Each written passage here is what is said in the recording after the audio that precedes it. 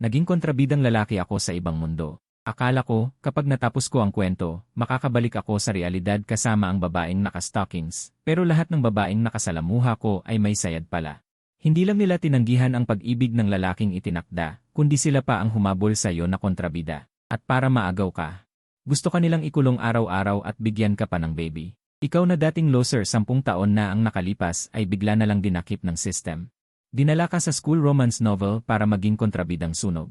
Kapag natapos mo ang misyon, bibigyan ka ng napakaraming pabuya. Sa una, maayos ang lahat. Lumingon ka sa lalaking bida na si Yicheng, kasama ang mga babae, at tiningnan mo siya ng may paghamak, saka itinutok ang baril sa kanya. Mamatay ka na, Chuchan. Kamatayan ang nararapat sa'yo. Habang pinipindot ni Yicheng ang gatilyo, naramdaman mo ang bala na tumama sa dibdib mo at napahawak ka sa sugat na dumurugo. Pero hindi mo pa rin nakakalimutan ang dapat mong gawin sa kwento. Sa sumunod na segundo, tiningnan mo si Liu Chuhuan na nasa likod ni Yicheng. Pagkatapos, pilit kang umiti at sinabing, "Paalam, Chuhuan. Mahal kita." Pagkasabi mo ng mga salitang iyon, gumaan ang buong katawan mo. Bumagsak ka sa likod at may ngiti pa rin sa iyong mukha. Iniisip mo ang walang hanggang buhay na ipinangako sa iyo ng system. At ang milyon-milyong yaman. Plano mo nang bumalik sa realidad at mamuhay ng walang kahihiyan kasama ang maraming babaeng naka-stockings. Pagdilat mo, bigla kang bumangon mula sa kama, sumisigaw at nagagalak, "Bumalik na ako, Chuchan." Manginginig kayo, mundo, pero agad namang napawi ang ngiti sa iyong mukha. Tinitingnan mo ang pamilyar na kabinet na puno ng mga relo na may brilyante, at ang malaki at marangyang kama na may lapad na 5 metro. Bigla kang nawalan ng pag-asa. Hayop na system, hindi ba't sabi mo, kapag natapos ko ang kwento, ibabalik mo ako sa realidad? Bakit mo ako ibinalik dito? Nakita kong nasira ang mundo. Nag-restart ang kwento. Pakiusap, ulitin mo na lang ulit, host. Nang marinig mo ang pamilyar na boses ng system, nagulo mo ang iyong buhok. Ano nang pakialam ko kung nasira ang mundo? Nagpakahirap akong maging kontrabida. Natapos ko na ang mga linya ko, tapos sasabihin mo sa akin na nabigo ako. Hayop na system, gusto mo bang sirain kita? Kahit anong sermon mo, hindi ka pinansin ng system. Sa huli, sumuko ka na. Umalis ka na lang sa malaking kama. Host, magsisimula ulit ang kwento sa unang pagkikita mo sa lalaking itinakda. Pagkatapos ng ilang sandali, sumagot ka ng walang gana, talaga. May mga opsyon pa akong inihanda para sa host. Basta sundin mo lang ang mga opsyon, walang magiging problema. At hindi ka na nag-abala pang magpanggap. Pagkatapos, nagbalik tanaw ka sa nakaraan. Ang pangunahing kwento ay tungkol kay Yicheng na bumalik mula sa ibang bansa. Sa pagpapanggap na astig sa loob ng Kun University, sa tulong ng mga bida, kokolektahin ang 8 pinakamalalaking pamilya sa bansa. Isang cool na nobela sa kampus kung saan ikaw ay magiging isang hindi opisyal na hari, samantalang ikaw naman ay isang walang utak na kontrabida. Isa ka ring masugid na tagahanga ni Liu Chuhuan, isa sa mga bida. Pagkatapos magbuntong hininga, kinuha mo ang iyong telepono at tinawagan ang iyong katiwala. Ipaghanda mo ako ng pinakagwapo at pinakamahal na suite at isang bungkos ng mga rosas. Gusto kong sa gabing ito sa welcome party, mapansin ako ni Juan Juan. Narinig mong bumuntong hininga ang katiwala, nag-aalinlangan. Sa huli, pumayag pa rin siya. Pagkalipas ng ilang sandali, nagpalit ka ng damit na ipinadala. Maingat ka ring nagbihis, kinuha ang mga rosas, at nagmaneho ng isang marangyang sports car papunta sa Kun University. Pagkababa mo ng sasakyan, agad na lumapit ang iyong alalay, "Chu, narito ka na sa wakas. Nakuha na namin ang mga upuan sa unang hanay para sa iyo. Tiyak na makikita mo ng malinaw ang katatawanan mamaya." Nang marinig ito, sumimangot ka. Anong katatawanan? Si Mrs. Tama. Si Mrs. Pagkatapos, pumasok ka sa auditorium kasama ang iyong mga alipors at umupo sa unang hanay. Inilagay mo ang mga rosas sa footmat at pagkatapos ay tinitigan ang pasukan sa kanan na parang gutom na lobo. Si Liu Chuhuan ang magiging host ng welcome party. Ito ang balitang nakuha na ng iyong mga alipors. Sa sandaling ito, tinitignan ka ng lahat dahil sa iyong makintab na kulay pilak na suite at malaking bungkos ng pulang rosas, at nagsimula silang mag-usap ng walang pigil. Nakita mo ba? Nagdala na naman ng mga rosas si Young Master Chu at naghihintay na umamin kay Liu Xiaohua. Paano magugustuhan ng prinsesa ng pamilya Liu ang isang bastos na tulad ni Chuchan? Isang palaka lang na gustong magpakasal sa isang season. Isang ilusyon. Anong palaka? Isa siyang daga sa maruming kanal. Narinig mo rin naman ang mga sinabi nila pero hindi mo na lang pinansin. Akala ba nila madaling maging isang walang utak na kontrabida? Nakakapagod at hindi pa nakakatuwa at kailangan pang magsabi ng mga linya na sa tingin mo ay tanga. Kailangan ko nang tapusin ang eksena ngayong gabi para makabalik na ako at makatulog. Patuloy kang nagreklamo sa iyong isipan. Sa paglipas ng panahon, dahan-dahang nagsara ang pinto ng auditorium. Si Liu Chuhuan, na nakasuot ng mahabang pink gown at may hawak na mikropono, dahan-dahang lumabas mula sa gilid sa kanan. Sa ilalim ng mga ilaw, ang kanyang perpektong mukha ay nagpakita ng malungkot at maputlang liwanag. Magandang gabi sa inyong lahat. Ako ang host ng gabing ito, si Liu Chuhuan. Ang kanyang malinis, dalisay, at ethereal na boses ay umalingaw-ngaw na nagdulot ng hiyawan sa madla. Gayunpaman, ang mga mata ni Liu Chuhuan ay nakatuon sa iyo. Sa kanyang paningin, hawak mo ang mga rosas na kapareho ng dati, at maging ang iyong posisyon ay hindi nagbago. Bigla na lamang napahikbi si Liu Chuhuan. Gustong-gusto kanyang yakapin. Noong nakaraang buhay, pagkatapos ka lamang mamatay. Unti-unti niyang nalaman kung gaano kakabuti. Samantalang si Yicheng, ang hamak na tao, hindi siya karapat-dapat magdala ng sapatos ng mahal mong ito. Talagang nabalot ng mantika ng baboy ang puso niya noong nakaraang buhay, kaya naisip niyang hindi ka kasing galing ni Yicheng. Pagkatapos nang magsama-sama sila ng iba pang mga babaeng bida. Upang tuluyang mawala si Yicheng, hindi ka na makababalik pa. Sa iyong pagdilat, marahil ay hindi na nakatiis ang Diyos kaya pinabalik siya sa buhay. Sa pagkakataong ito, itataas ka niya sa langit. Sa sandaling ito, lumilipad ang isipan ni Liu Chuhuan. Nakatayo lamang siyang tulala sa entablado ng halos 5 minuto. Samantalang ikaw, naghihintay na makipag-ugnayan at naiinip. Anong nangyayari?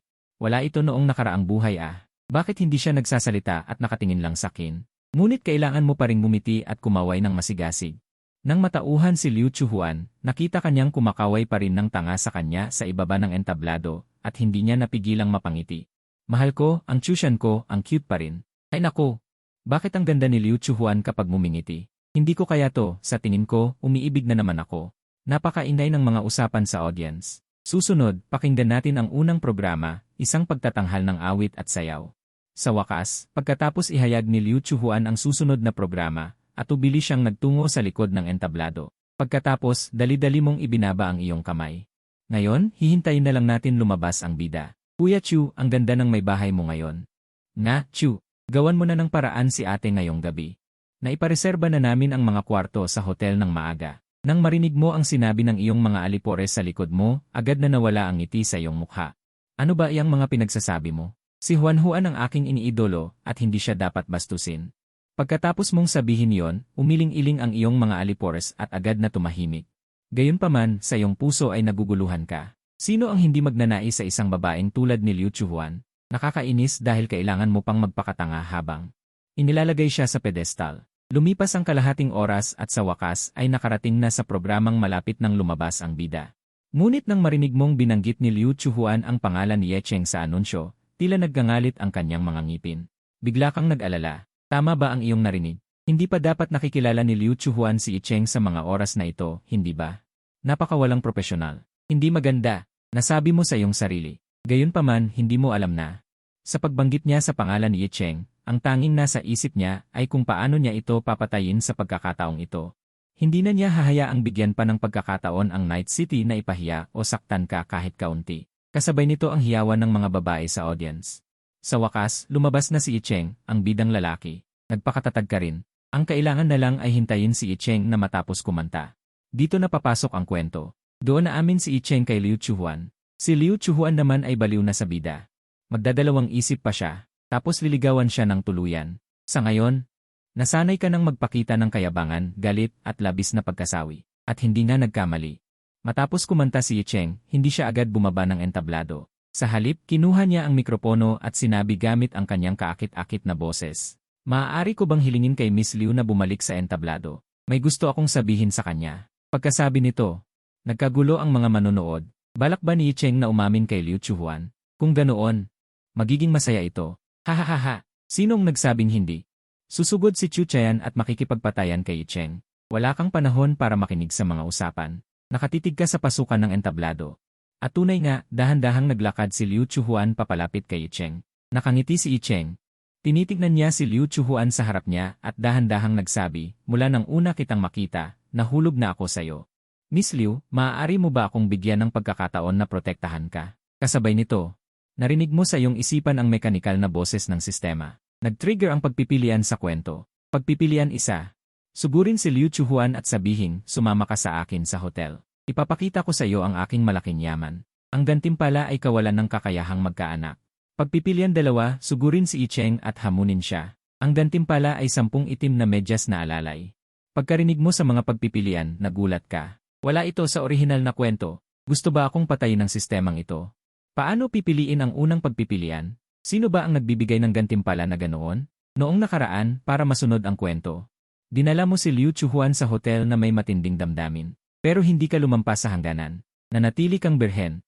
Nang maisip mo ang gantimpala na kawalan ng kakayahang magkaanak, naggalit ka ng iyong mga ngipin. Pipiliin ko ang itim na medyas na alalay. Sa sumunod na sandali, nakasuot ka ng galit sa iyong mukha. Tumayo ka na may hawak na rosas. Protektahan mo ang iyong malaking itlog. Sinugod mo ang entablado habang nagmumura. Magiging masaya ito. Hinahabol ni Chu Chen. Inilayo niya. Hahaha. Sa tingin ko, profesional na sunod-sunuran si Chu Chen. Sa ngayon, tinitingnan ni Liu Chuhuan si I Cheng sa harap niya. May bahid ng pagnanasa sa kanyang mga mata. Pero sa iyong paningin, naglalandian si Liu Chuhuan at I Cheng. Tuwang-tuwa ka sa iyong puso. Hindi nakapagtataka, ang paunahing tauhang babae ay nakikinig. Binawi mo ang sinabi mo noon tungkol kay Liu Chuhuan. Isang kakaibang ideya. Sa susunod na segundo, ibinato mo ang rosas na hawak mo kay I Cheng. Natural, hindi nito natamaan si I Cheng. Nasalo niya ito ng may angas. Nahulog ito sa paanan ni Liu Chuhuan. Tinitigan mo ang rosas, at paulit-ulit kang sumisigaw sa isip mo. Pulutin mo ang bulaklak, ibatak mo sa akin. Tila naramdaman niya ang iyong panawagan. Yumuko si Liu Chuhuan at pinulot ang rosas. May bahid ng panlilinlang sa kanyang mga mata na hindi mo pinalampas. Alam kong sa baywang ni I Cheng mo ibinabato ang bulaklak. Hindi mo alam ang iniisip ni Liu Chuhuan. Nang makita mo siyang pinulot ang rosas, bigla kang napaliwanagan. Ibatak mo sa akin. Ibatak mo sa ulo ko. Pagkatapos ay kahiyan mo ako ng husto. Sabihin mo na ang linya mo, Liu Chuhuan, bida. Ngunit ang mga bagay ay hindi nangyari ayon sa gusto mo. Pinagpagan niya ang bulaklak. Ang alikabok na wala naman talaga at dahan-dahang tumingin kay I Cheng. Si I Cheng naman ay may ngiting nagtitiwala sa kanyang mga labi. Kahit na bahagyang nakaunat ang kanyang mga kamay, handang tanggapin ang bulaklak ni Liu Chuhuan. Malamig na nagsalita si Liu Chuhuan. Mayroon na akong gusto. Hindi ka karapat-dapat maglinis ng sapatos niya. Nagulat si I Cheng. Mas nagulat ka. Gustong-gusto ko ang rosas na ibinigay mo sa akin. Pagkasabi nito, naalala ang sinabi niya kay I Cheng kanina. Lahat ay hindi makapaniwala. Nakalimutan bang maghugas ng mata ang campus crush? Campus crush, kung sinapian ka, pumikit ka. O gumamit si Chu Tian ng maruming paraan para takutin ka. Patuloy na naghinala ang lahat. Samantala, natulala ka. Ano ba to? Hindi tama ang takbo ng kwento. Ano yung gustong-gusto ko ang rosas na ibinigay ko? Kung gusto mo, ibato mo sa sarili mo. Ano itong panlilinlang na itsura? Ngunit mabilis kang may naisip. Tiyak na nag-usap na silang dalawa sa backstage. Itatago muna ang lakas. Pagkatapos ay bibigay sa iyo ng isang nakamamatay na suntok. Nang maisip mo ito, bigla mong nalaman ang katotohanan. Karapat-dapat na bida, magaling ang utak. Tiyak na dahil inulit ko ang takbo ng kwento. Kaya nagkaroon ng bahagyang paglihis ang kwento. Ngunit ayos lang basta tama ang huling resulta. Kaya nagpa siya kang mag-improvise, makipagtulungan sa bida. Sa susunod na segundo, naglagay ka ng nagmamahal na ekspresyon sa iyong mukha, at paminsan-minsan ay tinitingnan si I Cheng na perpektong nagpapakita ng pagkabalisa ng isang alipores. Kung gusto mo ako, gusto mo bang maging tayo? Juan, tapat akong nagmamahal sa iyo matapos kong marinig ang iyong taos-pusong pagtatapat. Gustong-gusto ni Liu Chuhuan na sumagot agad at sumama pa sa iyong umuwi, ngunit hindi pa niya ito magawa ngayon. Hindi dapat maliitin ang kapangyarihan ni I Cheng sa ibang bansa, pati na rin ang asasin na kasosyo ni I Cheng, si Ning An. Natatakot siya na pagkatapos niyang tanggapin ang iyong pagtatapat, papatayin ka na lang ni Ning An sa utos ni I Cheng, kahit na ang baliw na babaeng iyon. Sa nakaraang buhay ay sinaksak si I Cheng ng daan-daang beses, ngunit sa buhay na ito, hindi siya maaaring magsapanganib. Kailangan niyang pangalagaan ang kanyang mahal na si Chu Tian, dapat na walang anumang pagkakamali. Ngunit nagsalita si Liu Chuhuan sa hakbang na ito. Agad na may mga boses na nangungutya sa iyo mula sa mga manonood. Sinabi ko na nga ba na hindi maaaring magkagusto si School Flower kay Chu Tian, kanina ay naglalaro lang kay Chu Tian. Tama, ang School Flower lang ang dalisay at mabait, hindi karapat-dapat si Chu Tian sa kanya. Ang mga boses mula sa mga manonood ay narinig ni Liu Chuhuan, agad na lumitaw ang galit sa kanyang magagandang mata, ang mga taong ito. Kung may hindi karapat-dapat, iyon ay ako, si Liu Chuhuan, ang hindi karapat-dapat kay Chu Tian. At ang pananahimik ni Liu Chuhuan, at ang galit na lumitaw sa kanyang mga mata. Nagbigay sa iyo ng pagkakataon para kumilos. Agad mong inagaw ang kanyang rosas at ibinagsak sa lupa, at pagkatapos ay sinabi ng may pighati at labis na kalungkutan. Gusto mo pa rin ba si I Cheng? Ang lalaking ito na may makinis na mukha. Sa ngayon ay hindi mo na pinansin ang sinabi ni Liu Chuhuan na may gusto siyang iba. Iniisip na tapusin agad ang eksena at umuwi para matulog, at pagkatapos ay hayaan si Liu Chuhuan na bumaba sa entablado, at sikretong maglinang ng relasyon kay Yicheng. Pagkatapos ay sinasadya kang umatras ng paulit-ulit, nagkukunwaring hindi sinasadya at nahulog mula sa entablado. Para sa relasyon ng bida at bidang babae. Lubha ka bang nag-alala? Nang makita kang bumagsak sa lupa, agad na pumalibot ang iyong mga alipores. At sinabi mo nang may kalungkutan, dalhin niyo ako, gusto kong umalis sa lugar na ito ng pighati. Ang mga alipores ay masunurin din, agad kang binuhat at inalis sa auditorium. Hinayaan ka ni Liu Chuhuan na umalis sa eksena. Nagsisisi sa kanyang puso, ano ang gagawin? Mukhang nasaktan ko na naman ang aking mahal. Kasalanan itong lahat ni Yicheng. Sa susunod na segundo, binalingan ni Liu Chuhuan si Yicheng at tiningnan ng masama. Pagkatapos ay pinulot ang rosa sa lupa at umalis, ang rosas na bigay ng aking mahal na si Chuchian, gagawin ko itong pinatuyong bulaklak at iingatan magpakailanman. Darating din ang araw na si Chuchian ay mananatili sa aking tabi magpakailanman. Nang makita ang pag-alis ng school flower, wala ring nagawa si Yicheng kundi umalis ng walang nagawa. Kinabukasan, pagdating mo sa silid-aralan, ang lahat ng mga mata ng mga kaklase ay nakatuon sa'yo. Halata namang hindi ako nahuli at wala rin akong eksena ngayon. Habang nagtataka ka, nakita mo si Liu Chuhuan na may dalang almusal, nakatayo siya malapit kay Yicheng. Agad mong tila naintindihan ang lahat. Napakahusay, nagkunwari lang pala si Liu Chuhuan kagabi. Mukhang nahulog na talaga ang loob niya kay Yicheng. Hindi mo ba nakita, nagdala pa ng almusal? At ayon sa karakter ko, hindi makatwiran kung hindi ko akyatin si Yicheng para mang-asar. Patayin ang traidor. Umalinggaw ang mahinang bulungan sa silid-aralan. May panibagong katuwaan na naman. Kahapon palang napahiya na.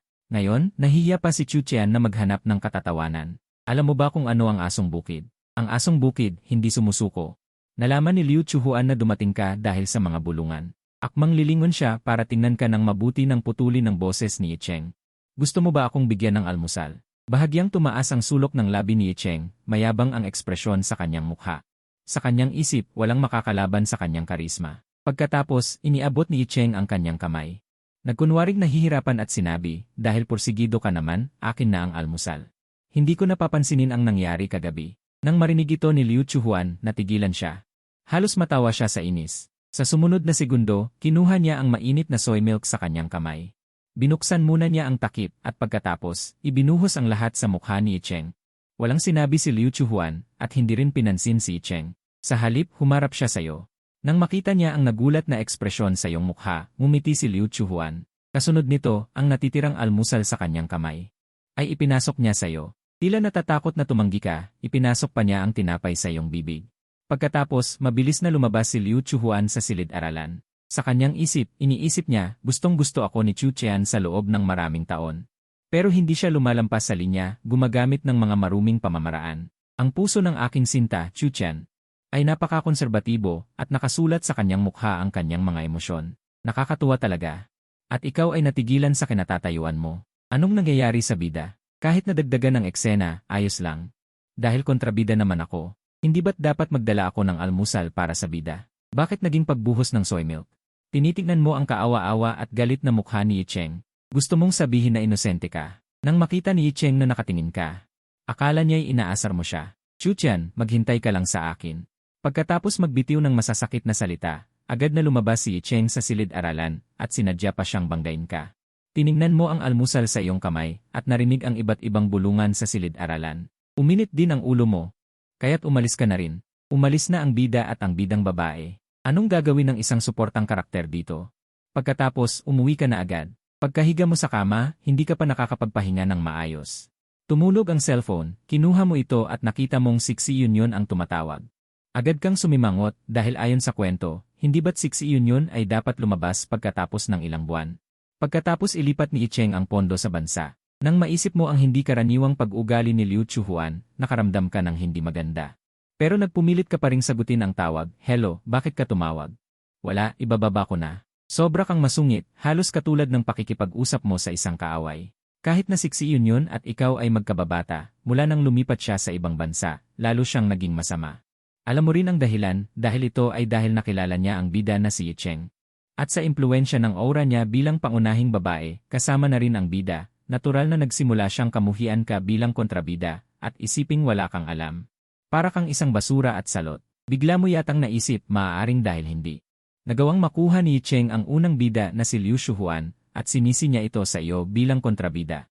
Sa huli ay nagsumbong siya kay Xi Yunyon, kaya tumawag si Xi Yunyon para pagalitan ka. Agad mong naisip na tama ka na naman. Pero matagal kang naghintay pero walang nagsalita sa kabilang linya. Ibaba ko na kung walang importante, inaaksaya mo lang oras ko. Naghihintay ka pa rin doon na pagalitan ka niya, hindi mo alam na ang nasa kabilang linya ay umiiyak na at hindi makapagsalita. Puno ng luha ang magandang mukha ni Xi Yunyon, at nang marinig niyang muli ang iyong boses, tuluyan na siyang nasira. Sa nakaraan, napakatanga niya at nalinlang ni Cheng, alam na ni Cheng na magkababata kayong dalawa at ginamit pa niya ang pagkakakilanlang ito para lokohin ka, sinabi niyang nasa panganib siya. At ikaw naman na tanga ay pinuntahan pa rin siya para sagipin, at sa pagkakataong iyon ay binaril ka ni Cheng at malubhang nasugatan, at nagkaroon ka ng maraming peklat na hindi na maaalis. Ngayon, galit na galit si Xi Yunyon sa sarili niya. Ang tanga-tanga talaga ng kuya ko.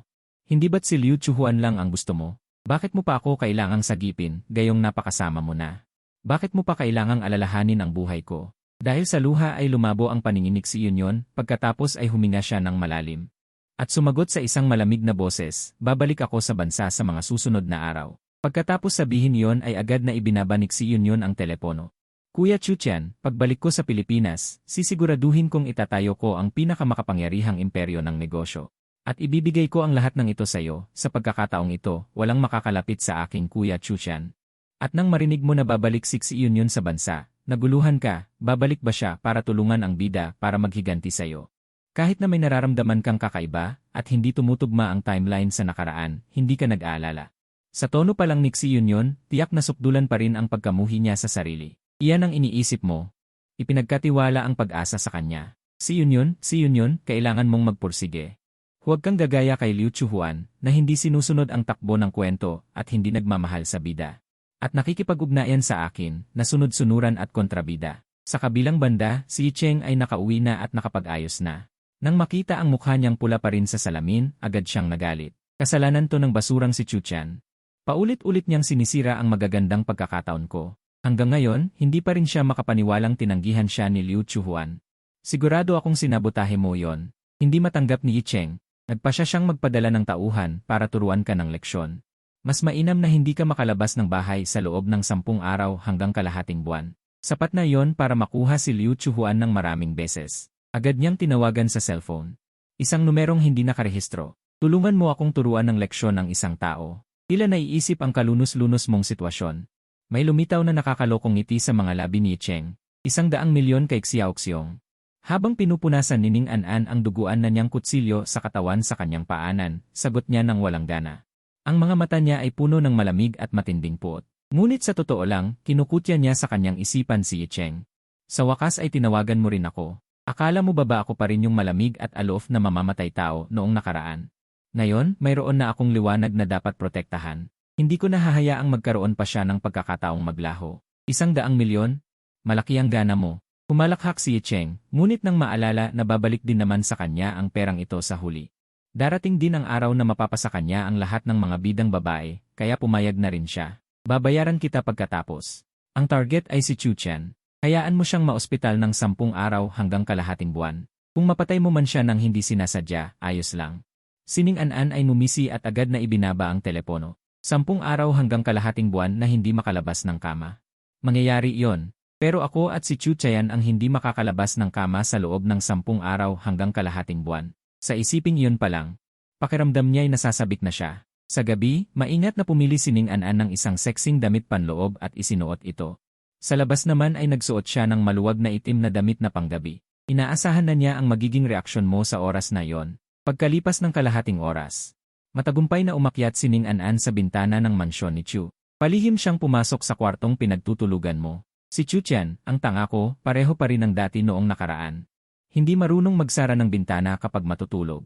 Paano kung may sumalakay sa kanya? Nagalit at natuwa siya. Nang mapadaan siya sa paborito mong higanting figura, maingat pa niya itong inayos. Ito ang gamit ng tanga kong si Chuchian. Hindi ko dapat to sirain ng hindi sinasadya. Paano kung hindi pumayag ang tanga na magbayad ako sa pamamagitan ng pag-aalay ng sarili ko sa kanya? Nagtagal pa ng kaunti si Ning An-an sa may bintana bago tuluyang umakyat papasok. Maingat siyang lumapit sa iyong kama. Ang laki-laki ng kama na ito, paano naman kaya kung si Chuchian lang na tanga ang matutulog dito? Pagkatapos ay dinilaan niya ang kanyang labi. Dahan-dahan niyang hinubad ang kanyang sapatos at ang maluwag na damit na panlabas na panakit niya. Maingat siyang umakyat sa kama. Dahan-dahan siyang lumapit sa iyong natutulog sa gitna ng kama. Sa mga sandaling iyon, nakapikit ka at ramdam mo na ang bahagyang pag-umbok ng kama. Medyo nagulo ang iyong paghinga at naaalala mo lang bigla kaninang hapon. Na tila mayroong isang tagpo kung saan inutusan ni Cheng si Ning An na turuan ka ng leksyon. Sa nakaraang buhay, hindi lamang siya nagbigay sa iyo ng maraming kung ano-anong gamot, sinamantala pa niya ang iyong pagkawala ng malay para bugbugin ka ng husto, na nagresulta sa mahaba-haba ring pagpapagaling bago ka nakabawi. Sa totoo lang, gusto mo talagang ipamukha sa bida na kung pupunta na rin lang siya, diretsuhin na lang niya sanang saksakin ang iyong leeg, tapos na. Kailangan pa talagang may mahabang pagpapaliwanag. Hay, ang masaklap na kapalaran ng kontrabida ay ang hintayin na lang na mapahiya ka ng bida. Hanggang sa wala ka ng silbi, tapos na bago ka pa makapagpaalam. Ang daya. Patuloy kang nagrereklamo sa iyong isipan. Sa paglapit ni Ning An, malinaw mo pang ang nararamdaman. Ang mainit na hininga niya sa iyong mukha na may bahid ng halimuyak ng rosas. Hindi mo rin alam kung bakit. Si Ning An na bidang ito, kahit pat pumapatay ng walang pag-aalinlangan, ay walang bahid ng amoy ng dugo. Halimuyak lang ng rosas ang meron siya. Habang iniisip mo ito, hinihintay mo siyang bigyan ka ng gamot, pero matagal ka nang naghintay, wala pa ring nangyayari. Anong nangyayari? Saan na yung sinasabing walang awa at pumapatay ng walang pag-aalinlangan? Nagmamadali ka na, gusto mo nang dumilat para makita kung anong ginagawa ni Ning An. Pero hindi mo pwede, dahil ang mainit na hininga sa iyong pisngi ay naroon pa rin. Halos dumikit na siya sa iyong tabi. Sa mga sandaling iyon, sa ilalim ng liwanag ng buwan, tinitingnan ni Ning An ang iyong gwapong mukha ng may paghanga. Sa nakaraang buhay, kakatuklas lang niya na ang nagbigay sa kanya ng liwanag noong siya ay pulubi pa lang, ang nagbigay sa kanya ng lakas para magpatuloy ay hindi si Cheng kundi ikaw. Nang marinig ni Ning An ang balita ng iyong pagkamatay, pakiramdam niya ay nawalan siya ng kaluluwa. Niloko siya ng bastos na si Cheng, at hinayaan siyang palampasin ka magpakailanman. Kahit na sa huli ay nalutas niya si Cheng, kahit na sinaksak niya ang lalaki ng ilang daang beses. May magagawa pa ba yon? Hindi ka na rin makakabalik. Sa buhay na ito, ayaw niyang bumitaw kahit isang saglit. Gusto niyang makasama ang kanyang tiyutian na tanga magpakailanman. Gusto kanyang protektahan magpakailanman. Ang liwanag na iyon na tumanglaw sa kanyang pinakamadilim na oras. Bigla kang hindi mapakali. Bakit niya ako hahalikan? Kontrabida ako eh. Nasiraan na ba ng bait ang bidang babae na ito? O masyadong madilim sa loob ng kwarto? At napagkamalan akong bida. Ang babaeng si Liu Chuhuan ay kakaiba na, pero nagpadala lang naman siya ng almusal sa akin, medyo nakakagulat lang. Ning An, anong nangyayari? Gusto mo na bang magpakamatay? Ngayon, ang puso mo'y kumakabalang. Patuloy na kinukumbinsi ang sarili. Ngunit sa sumunod na segundo, kumuha siya ng isang magandang maliit na kahon mula sa kanyang damit. Pagkatapos, dahan-dahan niyang binuksan ang kahon sa tapat ng iyong ilong. Nang maamoy mo ang banayad na amoy ng gatas, saka lamang siya napanatag. Buti na lang, maaasahan pa rin si Ning An. Sabi ko na nga ba, hindi naman siguro magbabago ng ganito ang kwento. Profesional pa rin ang bidang babae, para hindi masayang ang kanyang pagsisikap. Hindi ka nagpahalata at binilisan mo ang paghinga. At naghintay lang siya hanggang maubos ang usok sa kahon bago niya ito itinapon sa kama. Ang susunod ay ang tahimik na paghihintay. Gumamit siya ng mataas na dosis. Sa loob ng 5 minuto, lubusan ng lalabas ang bisa nito. Nakikita rin sa kanyang mukha ang isang ngiti. Ngunit sa loob ng maikling 5 minuto, pakiramdam ni Ning An ay para siyang naghintay ng 5 siglo. Hanggang sa huling minuto, doon mo lamang naramdaman na may mali. Bakit iba ang epekto ng gamot na ito sa dati? Hindi ba't lason nito? Ibig bang sabihin nito ay hindi lamang gustong mamatay ni Ning An, kundi gusto rin niyang sirain ang iyong reputasyon? Kapag tinamaan ka ng ganitong gamot at walang ibang tao sa paligid, hindi ba't mamamatay ka sa pagkapiit? Makalipas lamang ang kalahating minuto, pakiramdam mo ay para kang niluluto. Sa huli, hindi mo na kayang magpanggap. Kaya't napilitan kang dumilat. Pagkadilat mo, pakiramdam mo'y lilipad ka na. Anong ginagawa ng bidang babaeng si Ning An? Bakit siya sumusugod sa'yo? Bigla kang nakaramdam ng matinding takot. Pagkatapos, susubukan mong sumigaw ng malakas. Sa oras na ito, dapat ay nagpapahinga ang katiwala sa silid sa ibaba. Ngunit parang nabasa ni Ning An ang iyong intensyon. Sa sumunod na segundo, direkta niyang tinakpan ang iyong bibig gamit ang kanyang kamay. At naalala mo na may isang bote ng masarap na alak sa tabi ng iyong kama. Kung babasagin mo ang bote, dapat ay maaakit nito ang katiwala na umakyat. Pagkatapos, muli kang nagmamadaling pumunta sa gilid ng kama. Ngunit ang napakalaking kama ay parang isang napakahirap na hadlang na malampasan. Sa pagkakataong ito, nagalit ka at nagmura. Buwesit, palitan na ang kama bukas. Sa panahong ito ng kagipitan, parang narinig ng katiwala ang ingay sa itaas. May kumatok sa pinto. Ginoo, Ginoo, nananaginip po ba kayo ng masama? Ngunit sining An-an ay nakayakap sa iyo na parang pugita. Natatakpan din ang iyong bibig kaya hindi ka makasagot sa katiwala. Pagkaraan ng 2.5 segundo, may narinig na tunog ng pagbubukas ng pinto mula sa labas. Nang makita ito, tumigil na sining An-an. At nagmura, buwesit na katiwala. Sisantihin ko siya bukas. Pagkatapos, mabilis na tumayo sining An-an. Dali-dali niyang pinulot ang mga nagkalat na damit at nagtago sa likod ng kurtina. Hindi nagtagal, binuksan ng katiwala ang pinto at binuksan ang ilaw. Nakita kanyang natatakot.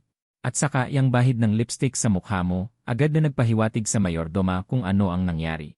Kalmado siyang kumuha ng maliit na bote ng gamot mula sa iyong aparador at pinainom sa iyo ang isang tableta. Agad itong umubra at mabilis kang nakabawi. Pagkatapos, kinuha mo ang bote ng gamot sa kamay ng mayordoma at sinabi, "Okay na ako, pwede ka nang magpahinga." Tumindala ang mayordoma at sumulyap sa bahagyang gumagalaw na kurtina. Yumuko siya at sinabi ng may pahiwatig, "Magbabantay na lang ako sa labas ngayong gabi, young master." Pagkasabi nito, lumabas na ang mayordoma pagkatapos isara ang pinto. Sabi mo ng inis, lumabas ka na. Sa sandaling yon, gumalaw ang kurtina ng ilang beses. Dahan-dahang lumabas sining An-an. Sumulyap ka sa kanya at agad na yumuko. Lumayas ka. Halata ang pagkainis sa iyong boses at tahimik kang nagmura sa iyong isipan. Ano ba talagang problema nining An-an? Tahimik kang nakahinga ng maluwag. Sino ka? Tanong mo. Sa pagkakaalala ko, parang ito ang unang pagkikita namin nining An-an sa kwento. Hindi pwedeng banggitin agad ang pangalan niya. Nang marinig nining An-an ang iyong tanong, tumingala siya. Agad na namuo ang luha sa kanyang mga mata, mukhang kaawa-awa. Hindi. Bakit ka umiiyak? Hindi mo alam ang sasabihin nang makita mo ang namumula niyang mga mata. Ako sining An-an. Napadaan lang ako sa bahay ng young master. Gusto ko lang magbigay ng kaunting init. At mayroon akong split personality. Yung kanina ay kapatid ko, hindi ko siya makontrol. Mukha siyang kaawa-awa sa iyong paningin, ngunit dapat ay humanap ng mas kapanipaniwalang dahilan ang isang espiya. Hindi mo siya pwedeng bastang kontrahin, baka isipin nilang gumana ang utak ng kontrabida. Kaya wala kang nagawa kundi sabihin. Sige na nga, naniniwala na ako. Kaya anong gusto mong gawin? Maraming salamat, young master. Mananatili ako sa tabi ng young master at sisikapin kong pasayahin siya. Nangangako ako na hindi ko napapayagan ang kapatid ko na lumabas. Natatakot ka na baka gumawa na naman siya ng kung ano-ano pero kailangan mong panatilihin siya. Marami pang mangyayari sa hinaharap, kailangan niyang ipaalam sa bida ang lahat. Noong nakaraan, tinakpan nining An-an ang kanyang mukha at pinatawag ka para bugbugin. Kinabukasan, nag-apply siya bilang katulong. Ngayong ganito na ang nangyayari, wala kang magawa kundi ituloy ang kwento. Huwag kang mag-alala, young master, hindi ko napapayagan ang kapatid ko na lumabas. Puno ng sinseridad ang mga mata ni Ning An-an. Hay, hindi madaling maging kontrabida, lalo na kapag binabago ng bidang babae ang kwento. Halos hating gabi na nang matapos ang lahat ng ito. Pagkatapos, kinuha mo ang iyong sariling damit pantulog para palitan kay Ning An-an at ipinaubaya siya sa katiwala. Tinitingnan ang nakangiting katiwala, parang may na-misinterpret siya, pero tinamad ka ng magpaliwanag. Pagbalik sa kwarto, sinigurado mong nakasara at nakakandado ang mga pinto at bintana bago ka mapanatag na matulog. Kinabukasan, ginising ka ng katok sa pinto. Nagulo ang buhok mo habang binubuksan ang pinto. Sa sumunod na segundo, nakita mo si Ning An-an na nakasuot ng kasuotang pusa. Agad kang napabalikwas. Bakit ka nagbihis ng ganyan? Tinapa mo ang ilong mo para alamin ang temperatura ng kunwari dumudugong ilong. Umiti si Ning An-an at kumindat. Ayaw ba niyang master? Yung medyas na itim o puti? Kasuotang maid o kasuotang ngayay? Sunod-sunod na binanggit ni Ning An-an ang mga pangalan. Huminga ka ng malalim para magsalita pero inunahan ka na naman ni Ning An-an. Ang sigla ni young master. Gustong-gusto ko yan. Sinundan mo ang tingin niya at napatingin sa iyong sarili. Tinitignan mo ang iyong short pants. Muli na naman akong inaasar. Anong klaseng eksena ba ito? Matagal kang nangulila. Hindi mo siya basta-basta mapapaalis. Sige na nga. Ganoon na lang. Dahil sa pagbabago ng kwento, hindi ka nasaktan. Dapat sana'y nagpapagaling ka sa panahong ito sa nakaraang buhay. Kaya tinamad ka ng pumasok sa klase. Araw-araw kang nasa bahay. At ganito na lang din si Ning An-an na natili sa iyong villa. Pero araw-araw siyang nag-iba ng kasuotan, iba't ibang damit na halos hindi mo mapigilan ang sarili mo. Hanggang sa binantaan mo siyang paalisin kapag nagpatuloy siya. Doon lang siya naghinay-hinay. Sa wakas, natapos na ang pagkukunwaring nagpapagaling. Dumating na ang araw para sundan mo ang iyong kwento. Maaga kang bumangon. Pagkatapos alagaan ni Ning An-an, kumain ka ng agahan at naghandang umalis. Pero sa tuwing naghahanda si Ning An-an ng agahan, gumagawa siya ng maliliit na bagay, tulad ng pagsusuot ng damit na mababa ang neckline at sinasadyang yumuyuko. At sa bawat pagkakataon, kailangan mong pigilan ang pagnanasa. Ito ang babae ng bida. Kailangang maging kalmado. Ang resulta ng pagiging kalmado ay palagi kang tumatakas. Ngunit hindi pa natatagalan pagkaalis mo. Palihim siyang pumupunta sa iyong silid at humihiga sa malaki mong kama na hindi mo pa napapalitan. Pinapangarap niya na yakapin mo siya. Napakasarap na bantayan ka palagi. Sisiguraduhin kong poprotektahan kita, Chuchen, ang tanga kong mahal. Kasabay nito, pagkabalik mo sa paaralan pagkatapos gumaling, nakita mo si Yicheng na nakikipag-usap kay Liu Chuhuan. Nagliyab ang iyong puso. Pagkatapos ng klase, palihim kang nagdala ng mga alipors para harangin si Yicheng sa eskinita at inutusan silang hamunin siya. Ngunit hindi mo inaasahan na ikaw pa ang mapapahiya ni Yicheng. Ang kanyang maliksi at astig na galaw ay agad na nakaakit sa atensyon ng pangalawang pangunahing babae sa nobela, si Wei Weian, na agad ding napasa kamay ni Yicheng. Samantala, kasama mo ang iyong mga alipores na naglalakad pabalik sa paaralan. Habang inaalala ang mga pangyayari, agad kang naglakad ng may pagyayabang kasama ang iyong mga alipores. Papunta sa silid-aralan. Pagpasok mo pa lamang, nakita mo si Yicheng at Liu Chuhuan na nag-uusat sa likod ng pinto. Agad kang nakaramdam ng labis na kasiyahan. Hindi mo akalain na habang nagpapanggap kang nagpapagaling, ang bida at ang pangunahing babae ay nagkakamabutihan muli. Namalayan kaya ni Liu Chuhuan ang kanyang pagkakamali at nagbagong buhay para maging muling pangunahing babae. Sa isang iglap, naisip mo na naman na ito ang katotohanan. Tiyak na ganito nga. Noong nakaraan lamang ay binuhusan niya ng soy milk ang bida. Ngayon naman ay nagtitinginan na sila. Sa sandaling ito, ang isang pambobola mula sa iyong mga alipores ay agad na umalingaw-ngaw. Kuya Chu, nilalandi na naman ni Yicheng ang iyong nobya. Nga. Kuya Chu, hindi tayo papayag. Sugurin na natin agad siya. Nang marinig mo ang mga ito, sinabi mo rin ang iyong linya. Hindi pwede. Ayokong isipin ni Juan na mababa ang pagkatao ko. Pagkasabi mo nito, agad na nagbigay ng ideya ang iyong mga alipores. Kung ganon Kuya Chu, maghintay tayo mamaya. Mamaya, malalaman ni Yicheng na may kapalit ang panghihimasok kay Juan. Sa wakas, natapos mo na ang iyong mga linya at nakumpirma ang mga susunod na pangyayari. Naglakad ka agad ka ng 2 hakbang papunta sa likod ng pinto. At sa masamang timpla, hinila mo si Liu Chuhuan palayo. Pagkatapos ay tinitigan mo ang bida at sinabing, Yicheng, layuan mo si Juan. Gayunpaman, si Liu Chuhuan ay sadya lamang na nakikipag-usap kay Yicheng. Gusto niyang makita kang nagsiselos. Ngunit hindi mo alam ang kanyang iniisip. Matapos mong tignan ng masama si Yicheng, kailangan mong magpakita ng mapagmahal na ekspresyon. Juan, hindi mo talaga alam kung ano ang sasabihin. Kaya naman nagpanggap ka na lamang na masyadong nag-aalala at hindi makapagsalita ng maayos. Anong problema? Chuchen, may gusto ka bang sabihin sa akin? Ang malinaw at bahagyang malambing na boses ni Liu Chuhuan ay umalingangbaw sa tainga ng lahat. Hala, may namamagitan kaya talaga kina Miss Campus at Chuchen. Tataas na ba ang isang sunod-sunuran? Hindi ako naniniwala. Tiyak na hindi pagising si Miss Campus ngayon. Gayunpaman, ang mga bulong-bulungang ito ay hindi nakaapekto kay Liu Chuhuan. Bahagya lamang siyang tumingala sa iyo. Ang kanyang malinis na mukha ay puno ng ngiti. Malinaw na nararamdaman ni Liu Chuhuan na ang iyong kamay na humahawak sa kanya ay bahagyang nanlalamig. Sa mga sandaling ito, lihim niyang iniisip sa kanyang isipan, mahal kong puso, may kakaiba akong kutob. Kung hahayaan kong magpatuloy ang kwento sa ganitong paraan, may mga bagay na mangyayari na hindi inaasahan, kaya tahimik niyang sinubukang bawiin ang kanyang kamay.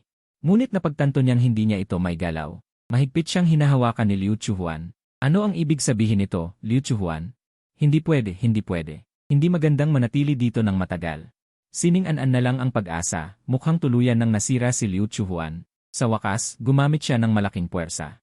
Kaya mo lang nabawi ang iyong kamay, pagkatapos ay sumigaw ka, gusto kita. Juan. Pagkatapos ay tumakbo ka ng napakabilis at ang iyong mga alipores ay nagtinginan. Kaya wala silang nagawa kundi sumunod sa iyo. Tumingin si Liu Chuhuan sa iyong papalayo na likod at naramdaman ang nag-aapoy na temperatura na natitira sa kanyang kamay. Hindi niya mapigilang ipakita ang isang malaking ngiti. Pagkatapos kong lutasin si Yicheng, maaari na akong manatili sa tabi ng puso ni Chuchen. Sasagutin ko ang iyong kahilingan mula sa nakaraan at kasalukuyang buhay, Juan. Alam ko, nakita ni Yicheng na nakangiti si Liu Chuhuan at agad na gustong sumingit ng isang usapan. Hindi niya inaasahan na ibabaling ni Liu Chuhuan ang kanyang ulo at agad na nawala ang ngiti sa kanyang mukha. Juan din ang itatawag mo sa akin. Umalis ka. Pagkatapos sabihin yon, agad na umalis si Liu Chuhuan. Natigil ang mga salita ni Yicheng sa kanyang bibig. Nanigas ang ekspresyon sa kanyang mukha. Okay, napakagaling. Lahat ito ay dahil kay Chuchen. Pagbabayaran mo ito, mukhang 10 araw o kalahating buwan. ay hindi pa sapat para matuto ka ng leksyon. Kaya't gawin nating 6 na buwan. Hindi ako naniniwala na kung si Chu Qian ay kulang ng mga braso at binti sa panahong iyon, magkakaroon pa rin siya ng mukha na ligawan si Liu Chuhuan bilang isang alipores. Sa kabilang banda, pagkatapos mong tumakbo palabas ng silid-aralan, orihinal mong naisip na umuwi at mag-isa, ngunit nang maisip mo si Ning An-an na may ganap na sira na personalidad. Nakaramdam ka ng sakit ng ulo, kaya dinala mo ang iyong mga alipores sa isang kalapit na internet cave. Ngunit kailangan niyang malaman ang tungkol sa pag-ambush sa pangunahing karakter ngayong araw. Kailangan niyang maghanap ng isang dahilan para mapapunta si Ning An-an dito at pagkatapos ay sa pamamagitan ng pakikipag-usap sa kanyang mga alipores, hindi sinasadyang ibunyag. Ang balita na pupunta siya upang ambush si Chen. Pagkatapos mag-isip ng paulit-ulit, sa wakas ay tinawagan mo si Ning An-an. Hello, Master. Tinatawagan mo ba si An-an dahil gusto mo si An-an? Anong kalokohan ito? Master, kailan natutunan ni Ning An-an ang tawag na ito? Hindi ba't panunuyo ito upang gumawa ako ng krimen? Pagkatapos ay huminga ka ng malalim at galit na sumigaw. Sa ganitong paraan, bukas ay mag-impact ka at lumayas. At sa isip-isip mo, kung hindi lang si Ning An-an ang bidang babae, ipapakita ko talaga sa kanya kung bakit pula ang rosas. Ngunit nasasaktan ka, bakit kaya itinatapon ng totoong bida ang kanyang pagkatao at nagtatakbo? At madalas pang inaakit ang masamang kontrabida. Malinaw na hindi natanggap ni Ning An-an ang iyong sama ng loob. Naku, huwag kang magalit. Gusto lang naman kitang makita. Nakalatag si Ning An-an sa malaki mong kama. Wala ni isang sandali na hindi kanya gustong lamunin ng buo. Manhid ka na sa mga salitang iyan, kaya't nagpasya kang magmadaling sabihin ang tunay na pakay. Dalhan mo ako mula sa bahay ng isang maganda at astig na jacket. Yenen, hahanapin ko pagkatapos ay narinig mo ang isang tunog na bumababa sa kama. Pagkatapos ay ang dumadagundong na boses ni Ning An-an. Ang ganda-ganda ng lahat ng damit sa kabinet na ito, ano kaya ang pipiliin ko? Sa sandaling ito, natigilan ka. Paano siya dumiretso sa kabinet mo pagkababa ng kama? Ano kayang ginagawa ni Ning An-an sa kanyang silid ng palihim? Hindi kaya may ginagawa siya sa mga gamit mo? Nilok mo pa naman ang pinto bago umalis. Anong nangyayari? Nag-traitor ba ang katiwala? Ngunit hindi ka na makapag-isip pa ng malalim. Pumili ka na lang ng isa, yung kulay pilak sa kabinet. Gusto mo nang pabilisin si Ning An-an na dalhin ang damit. Para sabihin sa kanya ang balita tungkol sa pagharang kay Cheng. Nakita ko na. Ginaw ba ang amo ko? Ang boses ni Ning An-an ay palapit ng palapit, mayroon itong kakaibang tono ng pang-akit. Baka umulan at lumamig mamaya. Baka ginawin si Juan, basta ka na lang nag-imbento ng linya na akma sa iyong malalim na pagmamahal, karakter ng isang alipores. Pagkatapos ay iniwan mo ang pwesto sa internet cave at agad na binaba ang telepono. Sa sandaling ito, ang mga alipores na nakinig sa usapan ay tumawa ng nakakaloko. Kuya Chu, ikaw talaga ang magaling. Hindi kami makapaniwala. Nga. Kuya Chu, nagtatago ka pala ng ganda sa bahay. Hindi lang namin alam kung kailan. Ipapakita mo sa amin. Huwag kayong magsalita ng ganyan. Ano ba ang iniisip ninyo? Si Juan lang ang mahal ko. Ibinulsa mo ang iyong telepono habang sinasabi ang linya para sa iyong karakter. Habang naglalagay ng tamang-tamang lalim ng pagmamahal sa iyong mukha. Kuya Chu, ikaw ang pinakamatapat. Tama, alam naming laro lang ang lahat ng iyon para kay Kuya Chu. Si Liu Chuhuan ang totoong ate. Sinabi ng mga alipores ang iyong sinabi at tinamad ng magpaliwanag. Tutal, nasabi mo na ang linyang pang-alipores at nagawa mo na ang ekspresyon. At pagkatapos mong ibaba ang telepono, si Ning An-an. Hawak ang cellphone sa isang kamay at ang damit sa isa pa, si Liu Chuhuan. Hindi ko nahahayaang masaktan pa si Chu Qian, ang aking mahal. Mapapalitan ko ang pwesto mo sa puso niya. Nagbihis ng maayos si Ning An-an at nagmadaling dalhin ang damit. Pagkalipas ng mga 10 minuto, biglang tumahimik ang internet cave. Pumasok si Ning An-an na nakasuot ng sexing damit. Agad na napatitig ang mga tao sa kanya. Isa siyang anghel na may katawang diyosa. Habang naglalaro ka, bigla kang ginambala ng isa mong alipores. Pre, tignan mo ang ganda. Halos kasing ganda siya ni ate. Nga. Pre, gusto mo bang sumubok? Siguradong makukuha mo siya. Nang marinig mo ang sinabi ng mga alipores mo. Alam mo na agad na si Ning An-an yon kahit hindi ka lumingon. Pero wala kang reaksyon, hindi mo man lang inangat ang ulo mo at nagpatuloy sa paglalaro. Bilang isang first-class assassin, maraming nang napagdaanan si Ning An-an. Kalmado siyang tumingin sa paligid. Hanggang sa nakita ka niya. Umiti siya at lumapit sa likod mo. Master, dinala ko na po ang damit nyo. May nakakalokong ngiti sa kanyang mga mata. Seryoso. Ang galing. Naglalaro na sila ng roleplay sa labas. Hindi ko maintindihan. Hindi ba't si Liu Chuhuan lang ang gusto ni Chu Qian? Anong nangyayari? Hey. Hinaan mo ang boses mo. Hindi natin alam ang mga nangyayari sa 8 great families. Nang marinig mo ang boses ni Ning An-an, nanginig ang kamay mo at namatay ang karakter mo sa laro. Talagang gustong ipahamak ni Ning An ang sarili niya. Dagdag pa ang pagsigaw niya sa telepono, tiniis ko na lang. Ngayon, pumunta pa siya rito at nagkaganyan. Kung masira ang image ko bilang tapat na alagad, dahil sa kanya lahat iyon. Akin na ang damit. Umalis ka na. Naiinis ako sa'yo. Hindi ka man lang makapantay kay Juan ko. Kailangan ko pang puntahan mamaya ang nightclub ni Liu Chuhuan para bumawi sa imahe ko. Napakarami kong sinabi. Kung hindi lang sa pagiging walang modo ni Ning An. Kailangan ko bang maghirap sa paggawa ng mga linya? Nang marinig ng mga tao ang masama mong tono, sinabihan ka nilang isa ka pa ring tapat na alagad ni Liu Chuhuan. At sinabihan ka nilang wala kang taste dahil hindi mo pinapahalagahan ang isang magandang babae na nagpapakumbaba para magdala ng damit. Ang sama mo. Pero ang sumunod na sinabi ni Ning An ay nakakagulat. Sige po, Master, hindi na po ako magagalit. Aalis na po ako agad. Pagkatapos, dahan-dahan niyang inilapag ang damit sa iyong upuan. Pagkatapos ay nagdabog na umalis at ang mga tao ay nagtinginan at nag-usap-usapan. Karamihan ay nagsasabing nakakamatay ang pagkumpara ng tao sa tao. Mayroon ding maliit na bahagi na nagsasabing tiyak na pera mo lang ang habol ni Ning An, ngunit paglingon niya. Sa isang iglap, nang ilabas niya ang kanyang nakamamatay na aura, ang mga dating nag-uusap-usapan ay biglang natakot at hindi nakakilos. Natural na naramdaman mo rin ang nakamamatay na aura na ito. Lumingon ka at sinigawan siya, umalis ka na. Nang maglaro ako. Pagkasabi nito, agad na naramdaman ng mga tao na nawala ang nakamamatay na aura. Wala man lang bakas. Nakita pa nila si Ning An na nakangiti sa iyo habang binibilisan ang pag-alis. Sa totoo lang, hindi ka man lang gusto ni Ning An, sinisisi lang niya ang sarili niya. Sa kanyang puso, basta't makasama ka niya, kahit na araw-araw mo siyang saktan at murahin. Payag siya. Isa pa, tiyak na natatakot ka lang na hindi siya komportable sa internet cave. Napakasayang bagay. Nakakalungkot na naisip mo pang ibunyag sa kanya. Ang balita tungkol sa pagtambang kay Cheng, tiyak na ipapaalam niya ito pagkatapos ng lahat, gaano man kagulo ang kanyang pagkatao. Babae pa rin si Ning An, hindi naman siguro siya aabot sa puntong gustong patayin ang bida at makasama ang kontrabida na katulad mo, di ba? Pero tama nga ang iniisip mo. Pagbalik ni Ning An sa villa, humiga siya sa kama mo. Pagkatapos ay namumula ang mukha niya na iniisip kung paano ka mapapasa kanya. Paano pa niya maaalala ang iyong paalala? Nakalimutan ni Ning An na napahamak si Cheng. Buti na lang may nakapansin sa sinabi mong pagtambang kay Cheng sa internet cave at nagsumbong sa kanya. Pagkaalam ni Cheng, umisi siya ng nakakaloko at sinabi ng cool, hayaan siyang pumunta. Hindi ako natatakot sa kanya. Pagkatapos mong maglaro at kwentahin ang oras, lumabas ka ng internet cave kasama ang mga alipors mo. Isinuot mo ng kaswal ang damit na dinala ni Ning An at umalis. Sumama kayo sa akin para tambangan si Cheng. Ipapaalam ko kay Cheng ngayon kung ano ang kahihinatnan ng pangungulit kay Juan. Sa pag-iisip na pagkatapos matanggap ang premyo at makakain, pagbalik mo sa tunay na mundo, tiyak na may naghihintay sa iyong kayamanan at isang katulong na naka-stockings, bigla kang napuno ng motibasyon. Hindi nagtagal, dumating ka kasama ang mga alipors mo sa lugar kung saan naganap ang eksena. Gaya nga ng inaasahan, nakita mo agad si Cheng. Pagkatapos ay tumingin ka sa paligid at matagumpay na nakita si Ning An at ang kanyang mga bodyguard sa malayo. Sa isang iglap, lumakas ang loob mo. Mukhang tama ang eksena sa pagkakataong ito. Nang handa nang lumapit si Ning An. Dali-dali kang naglakad papunta kay Cheng. Pagdating mo sa harap niya, bago ka pa makapagsalita.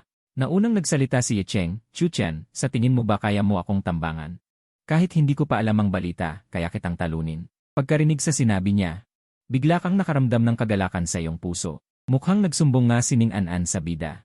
Sa wakas ay may nagawa rin siyang matinong bagay. Talagang bida nga siya. Siguro kaya ako inakit ni Ning An kamakailan. Ay para paibigin ako sa kanya, at sa kritikal na sandali, babalik siya sa piling ng bida. Pagkatapos ay hihiyain ako ng husto para tuluyang wasakin ang aking kumpiyansa. Sa pag-iisip nito, bigla kang nakaramdam ng panlalamig sa likod. Ito ang nararapat sa kanyang titulo bilang unang mamamatay tao. Sabay-sabay na kayong umatake. Para hindi masayang ang aking oras. Sinabi ni Cheng sa isang mapanghamak na boses na nagpabalik sa iyo sa katinuan. Sa sandaling iyon, naalala mo ang elektronikong boses ng sistema sa iyong isipan. Aktibo ang pagpipilian sa kwento. Pagpipilian isa, tanungin si Ning An kung maaari siyang magpadala sa iyo ng litrato na nakasuot ng swimsuit. Ang gantimpala ay nabawasan ng 1 sentimetro. Pagpipilian 2, hamunin si Cheng. Gantimpala, 100 de kalidad na eksklusibong materyales sa pag-aaral. Pagkarinig muli sa boses ng sistema, lihim kang nagmura sa iyong puso. Gumagawa na naman ng gulo ang sistemang ito. Anong nabawasan ng 1 sentimetro? Hindi ako pwede, pero hindi pwede magbawas. Inaasar ako ng sistemang aso na ito. Pagkatapos ay nagpasya kang piliin ang materyales sa pag-aaral. Sa susunod na segundo, dire-diretso kang sumugod at sinimulang hamunin si Yicheng. Ha, Yicheng? Mangahas kang guluhin si Juan Juan. Magbabayad ka sa akin ngayon. Sabay-sabay kayong lumaban. Kung makakalabas ka ng nakatayo ngayon, magpapalit ako ng apelyido sa'yo. Malakas mong sinabi ang linya. At nagpamaywang pa. Sa totoo lang, nahihiya ka na pwede kang maghukay ng 3 bilyong tenga. Naaalala mo ng malinaw sa nakaraan. Pagkatapos mong magpalitan ng masasakit na salita ni Yicheng, napatawa mo si Kuya Nining An-an.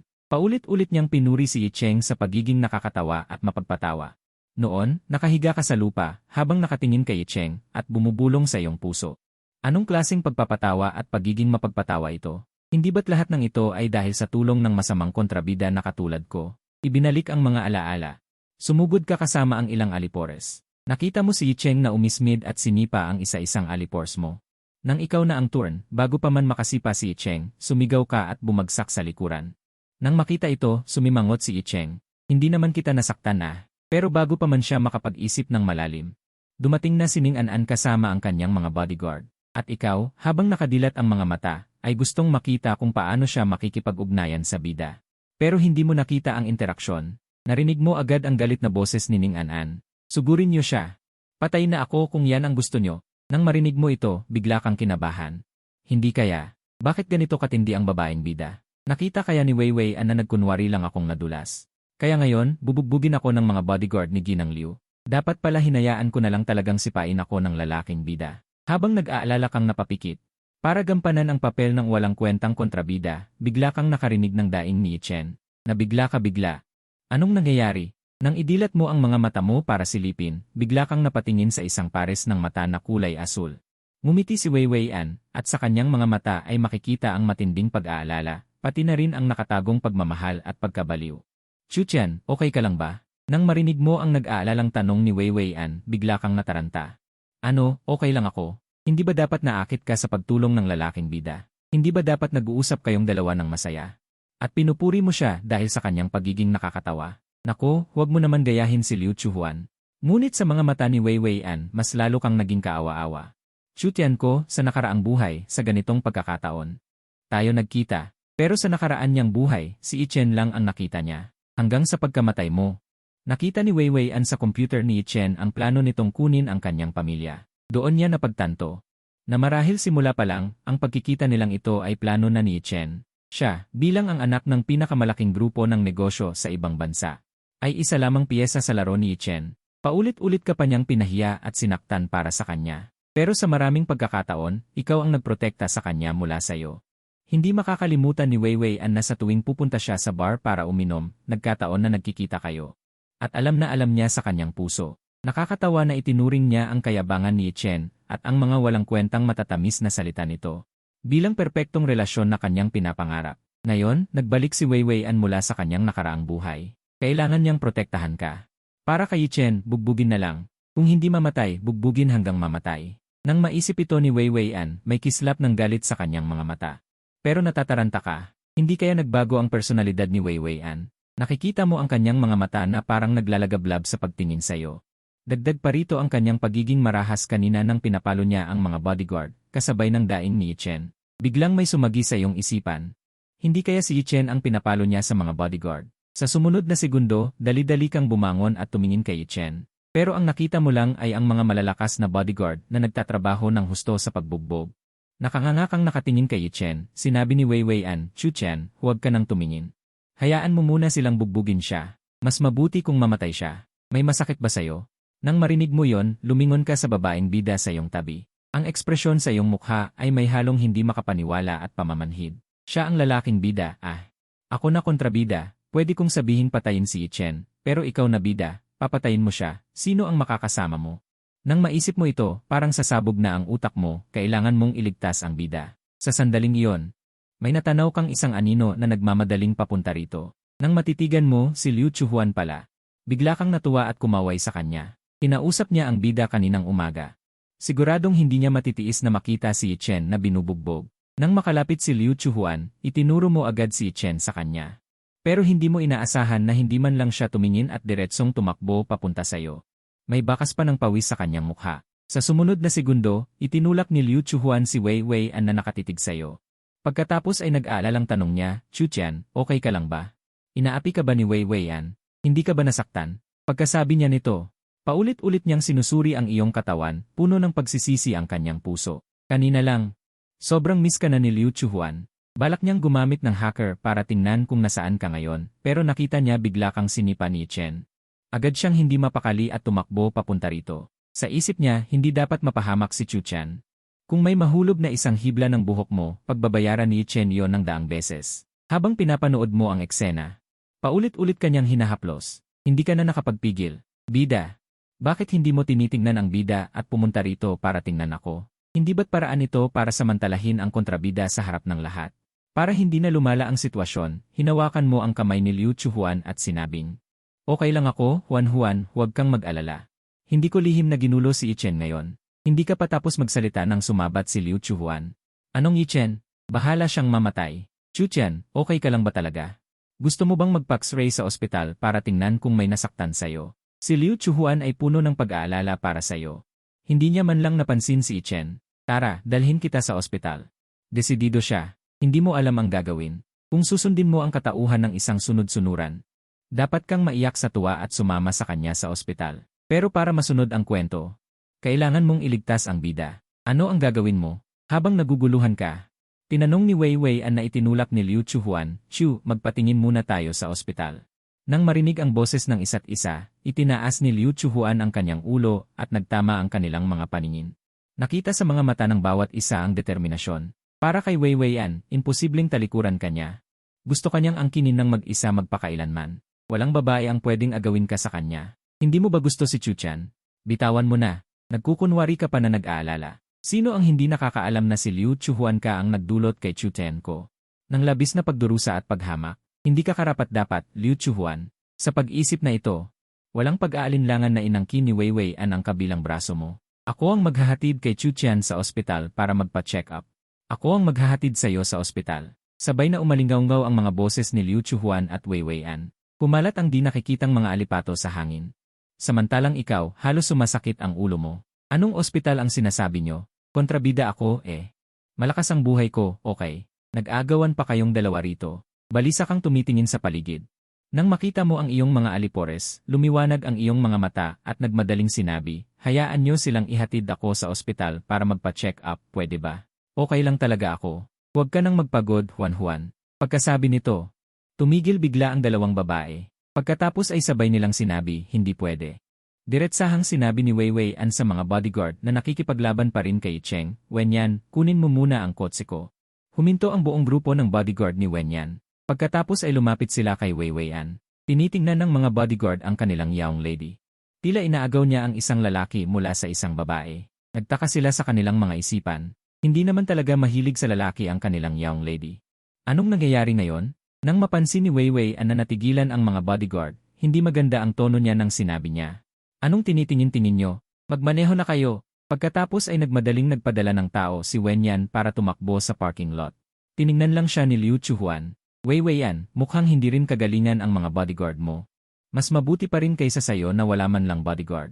Nakagitna ka sa dalawa, naririnig ng kaliwat ka ng tenga mo ang mga walang kabuluhang sinasabi nila. Ang babaw naman, hindi ba dapat alalahanin ang bida? Bigla, tila may naalala ka. Lumunok ka. Pagkatapos ay sumilip ka kay Cheng. Nakaupo lang siya sa lupa. Hindi natural ang pagkabaluktot ng kanyang katawan. Malinaw na may nabali sa kung saan. Mas lalo pang malala ang kanyang mukha. Mas namamaga pa sa mukha ng baboy. Siguradong hindi siya makikilala ng kanyang ina pagdating nito. Nang makita mo ang eksenang ito, bagamat hindi mo gusto mo pa ring tumawa. Pinipigilan mo ang iyong pagtawa. Pinapanatili mo ang dapat na asal ng isang kontrabida. Tila napansin ni Wei Weian na nakatingin ka kay Cheng, bahagyang nangipot ang kanyang mga mata. Tapos binitiwan ang iyong braso at dumiretso kay Cheng, nasasaksihan ang iyong labis na kagalakan. Talaga bang namulat si Wei Weian? Balak bang alamin ang kalagayan ng lalaking bida? Mabuhay ka, Wei Weian.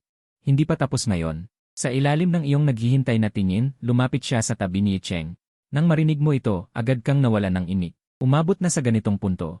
Naniniwala pa rin si Cheng na lahat ng ito ay kagagawan mo. Gayunpaman, nang marinig ni Wei Weian ang banta ni Cheng, agad na dumilim ang kanyang mukha. Agad siyang tumayo at direktang ginamit ang kanyang lakas. Sinipa ang lalaki gamit ang iyong mataas na takong. Sa sumunod na segundo, muling sumigaw si Cheng. Kinamumuhian kanya sa kanyang puso, naggangalit ang kanyang mga ngipin. Nang makita ni Weiwei ang ganitong ayos ni Cheng, hindi pa rin siya nakontento at sinipa pa niya ito ng ilang beses. Ang seryeng ito ng mga aksyon ay nagpatulala sa iyo. Hindi pa ba sapat na bugbugin ng bodyguard ang lalaking bida?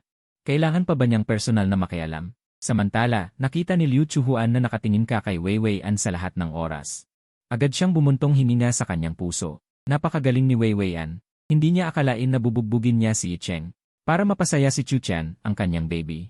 Lalo pang nagalit si Liu Chuhuan at sa sumunod na segundo ay direktang lumapit sa kanya. Sumali sa pagsipa kay Cheng. Nang makita mo ang eksenang ito, muli kang nagdalamhati para sa lalaking bida. Pare, hindi sa ayaw kitang iligtas. Talagang naranasan ko. Ang babaeng bida ay nag-iba. Sa huli, nagpa siyang kang huwag na lang tumingin at diretsong bumagsak sa likod. Bahala na. Sa sandaling ito, ang nasa isip mo lamang ay si Yunyon at si An. Mas mabuti pa rin ang dalawang babaeng bida na ito. Ang isa ay nananatiling malamig sa iyo tulad ng dati, ang isa naman ay nagtatago sa iyong tabi at nagtatangka. Nabigyan ka ng nakamamatay na atake. Mukhang ang gawain ng pagsunod sa kwento ay nakasalalay sa inyo. Patuloy kang nanalangin sa iyong puso. Mabilis na dumaan sa iyong isipan ang 1-0 itim na sutlang mga katulong, at pagkatapos ay mabilis na dumaan ang mga hindi na ginagawang materyales sa pag-aaral. Kailangang tapusin ang kwento. Sa pagkakataong ito, kailangan kong bumalik sa totoong mundo. Lumipas ang 2.5 minuto. Napagod na ang dalawang babaeng bida sa pagsipa kaya tumigil sila pagkatapos magpalitan ng malamig na singhal. Pagkatapos ay naghanda silang bumalik sa iyong tabi. Ngunit sa sandaling ito, nakita niya siyang maingat na lumapit para mag-ulat kay Weiwei An. Ma'am, dumating na po ang sasakyan. Nakakainis. Naunahan na naman ni Liu Chuhuan. Agad na lumapit si Weiwei An sa iyong tabi. Pinapunta na ni Bao Biao ang sasakyan. Dadalhin kita sa ospital para magpatingin sa harap mo. Agad na sumilay ang matamis na ngiti sa mukha ni Weiwei An, at ang tono niya ay napakalambing, halos parang isang mamahaling yaman. Yung tipong matatakot kang matunaw kapag nasa bibig, matatakot kang mabasag kapag nasa kamay. Nagulat ka sa biglaang pagbabago ni Weiwei An. Hindi naman ganyan ngumiti ang dalaga natin sa iba. Sa mga oras na ito, may matigas kang ngiti sa mukha habang pinakikitunguhan si Liu Chuhuan. Habang pinakikitunguhan si Weiwei An, okay lang ako, ayos ako. Hindi kayo naniniwala. Tatayo ako at maglalakad para ipakita sa inyo. Ngunit pagtayo mo pa lang, itinulak na kayo ng dalawa papasok sa sasakyan. Lumuluha kang tumingin kay Jen Mu na nakahiga pa rin sa lupa, sinusubukang sumubok sa huling pagkakataon, ang mga tauhan ko Bago mo pa matapos ang iyong sasabihin, sinamantala na ni Weiwei An ang pagkakataon na sumandal sa iyo at mumiti. Chu Chen, huwag kang mag-alala. Papapuntahin ko si Bao Biao para dalhin ang mga tauhan mo sa ospital. Nang banggitin mo ang pangalan ng bida na si Chen. Tinakpan na naman ni Weiwei An ang bibig mo, ano ang pakialam natin sa kanya? Nakalimutan mo na ba, Chu? Kung paano kanya nabalian ng buto. Nang marinig ito, tumango rin si Liu Chuhuan. Nararapat lang kay Chen. May gusto ka pa sanang sabihin, ngunit umandar na ang sasakyan. At ikaw, na nasa gitna ng dalawang bida, ay halos hindi na makahinga. Bukod pa sa nakakapukaw na katawan ni Weiwei An. Si Liu Chuhuan, na hindi naman mukhang ganoon kalaki, sa mga oras na ito, ang pagdampi sa braso ko. Ay hindi rin naman naiiba kay Weiwei An. Sa huli, hindi mo na talaga kaya. Mahinang sinabi mo, hindi ako makahinga. Ang bisa ng mga salitang ito ay agarang naramdaman. Agad kang binitawan ng dalawang babae. Ngunit bago ka pa man makapagpahinga, may pag-aalala sa mukha ni Weiwei An na iniunat ang kanyang kamay.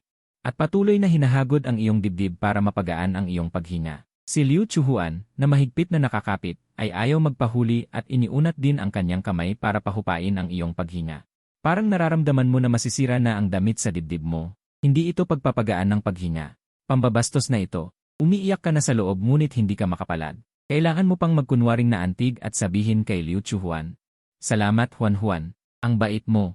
Nang marinig kanyang sabihin yon, nagpakita ng malambing na ngiti si Liu Chuhuan. Ito ang dapat kong gawin. Sa kanyang puso. Sa mga sandaling ito, ang mahal mong kayamanan ay biglang naging napakagiliw. Kung wala lang si Weiwei An sa tabi, kung minsan, tahimik na kinukuha ang aking kalamangan. Ano ba ito? Pakiramdam mo ay malapit ka nang mawalan ng lakas. Ngunit habang hinahaplos ka nila, nagiging mas sobra pa sila, at gusto pa nilang magpatuloy sa paghaplos pababa ng dibdib mo. Grabe naman, sino kayang walang hiya ang gustong kumapa sa tiyan? Hindi pa ba sapat ang tiyan? Sa sumunod na segundo, direkta nang nahawakan ang sinturon ni Bapilang, agad kang nagulat at umayos ng upo. Nang makitang lumaki ang reaksyon mo, medyo nahihiyang binawi ni Liu Chuhuan ang kamay niya. Kanina, baka medyo sumobra ako. Pagkasabi niya, mapanghamon pa niyang tiningnan si Wei Weian. Sino ba kasing nagpumilit na makipagkompetensya sa kanya? Hindi ako pwedeng matalo sa kanya. Gusto nilang agawin ang aking pinakamamahal. Hindi pwede. Tiningnan mo ang malinis at napakagandang mukha ni Liu Chuhuan na unti-unting namumula. Sige na nga. Napakaganda at nakakakilig, pero bakit namumula ang pisngi mo na parang takure? Ako nga dapat ang nakukuhanan ng oportunidad, di ba? Habang todo kang nagrereklamo kay Liu Chuhuan, sinunggaban ni Wei Weian si Kunkun. At nagtagumpay siya sa atake. Pero hindi lang siya namula, ang asul pa niyang mga mata ay nagpapakita ng pagyayabang. Hindi ka makapaniwalang tumingin kay Wei Weian. Pati si Yan Wang na nakakita ng sitwasyon sa passenger seat ay natulala. Ito ba talaga yung dalagang basta mahawakan lang ng lalaki ang palda ay itatapon na agad sa dagat? Para siyang isang napakagaling na masamang tao. Malaki ang hinala ni Yan Wang na napalitan ang dalaga nila. At ang hindi mo alam, kung hindi lang natatakot si Wei Weian na hindi ka komportable, mas sobra pa sana ang gagawin niya. Hindi siya katulad ng iba dyan, may gusto pero walang lakas ng loob. Kung yayain mo siya ngayon sa hotel, siguradong agad siyang papayag. Nang makita ni Liu Chuhuan na nagmamayabang si Wei Weian, nagitngit siya sa galit. Kaya naman, tiniis mo ang bawat minuto sa loob ng sasakyan.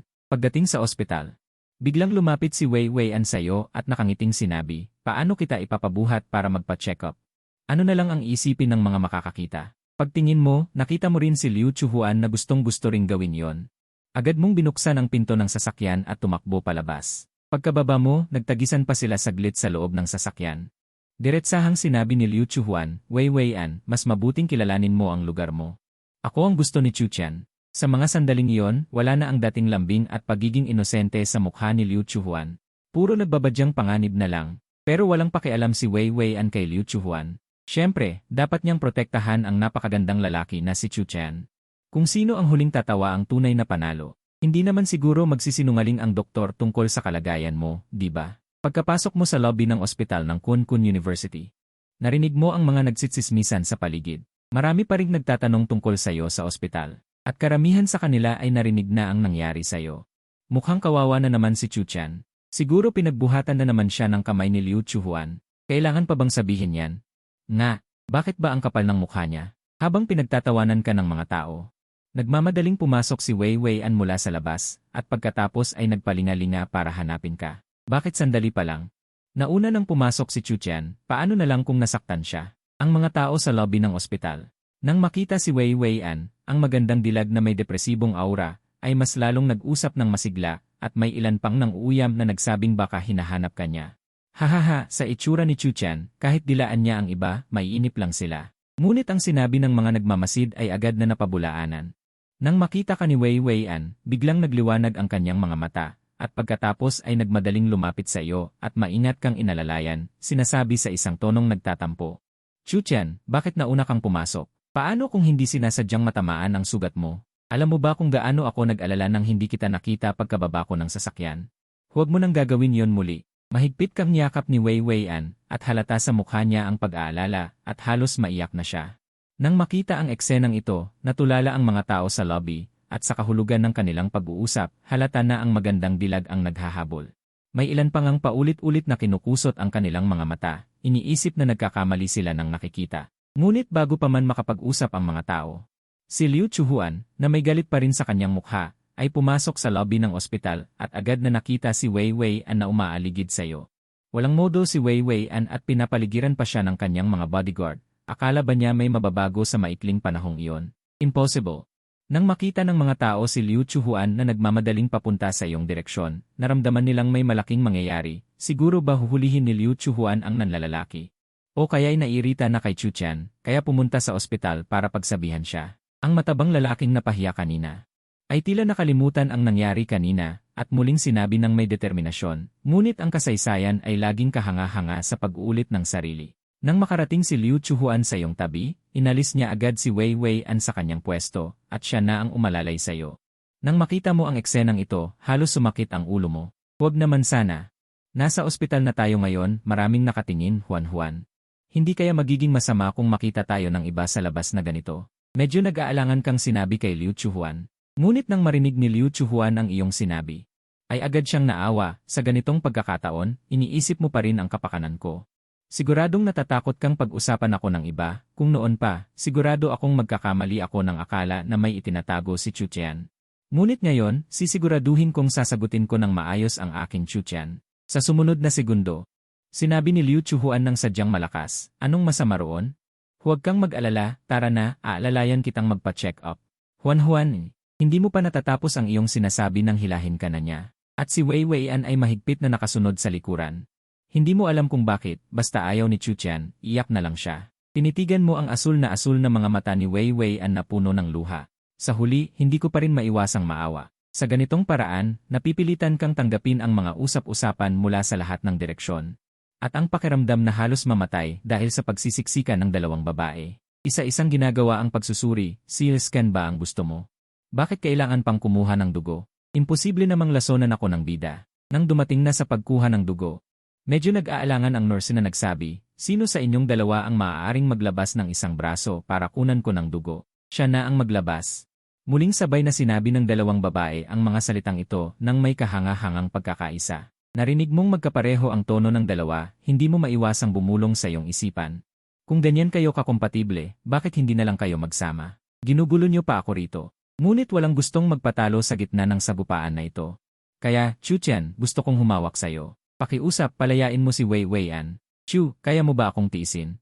Kahit handa ka ng kumilos, sa huli ay dumiretso ka sa maraming tao, diretsong hinila pabalik ang braso ni Wei Weian. Pagkatapos ay hindi ka tumingin sa iba, hindi man lang tumingin sa malalaki, at nagniningning na mga mata ni Wei Weian. Ang iyong aksyon ay nagpatuwid kay Liu Chuhuan ng kanyang likod. Gusto mo akong tapatan? Kulang pa yan. Nasalubong mo si Wei Weian na naggangalit ang mga ngipin. Palihim siyang nakikipagkumpetensya sa kanyang puso. Kung bakit may likas na kalamangan ang babaeng si Liu Chuhuan. Ngunit siya, si Wei Weian, ay hindi susuko. Paulit-ulit na sinuri at pinahirapan hanggang sa gumabi. Sa huli, nagbigay ng konklusyon ang doktor, ikaw ay napakalusog. Walang kahit anong problema. Nang marinig ang resulta, nakahinga kayong tatlo ng maluwag. Huan, babalik na ako. Magpahinga ka ng maaga. Pagkatapos sabihin ang mga salitang ito, nagmadali kang tumakbo. Anong magagawa mo kung hindi tumakbo? Gabi na ngayon. Sino ang nakakaalam kung sa itsura ni na Wei Weian at Liu Chuhuan, pipilitin ba nila akong magtrabaho ng labag sa loob sa hotel? Mas mabuting tumakbo na lang. Nang mawala ka sa paningin niya, agad na nawala ang ngiti sa mukha ni Liu Chuhuan. Wei Weian, naniniwala ka ba na sisiguraduhin kung hindi ka makakagalaw simula ngayon? May bahid ng pagmamataas sa ekspresyon ni Liu Chuhuan. Ang mga salitang lumalabas sa kanyang bibig ay walang awa. Ngunit hindi natatakot si Wei Weian kay Liu Chuhuan, diretso siyang sumagot. Hindi makakagalaw. Naghihintay ako. Titignan ko kung ang unang hacker na yan ay karapat-dapat sa kanyang reputasyon. Kung hindi, magiging katawa-tawa ka. Pagkatapos magsalita, umalis si Wei Weian ng may pagmamataas.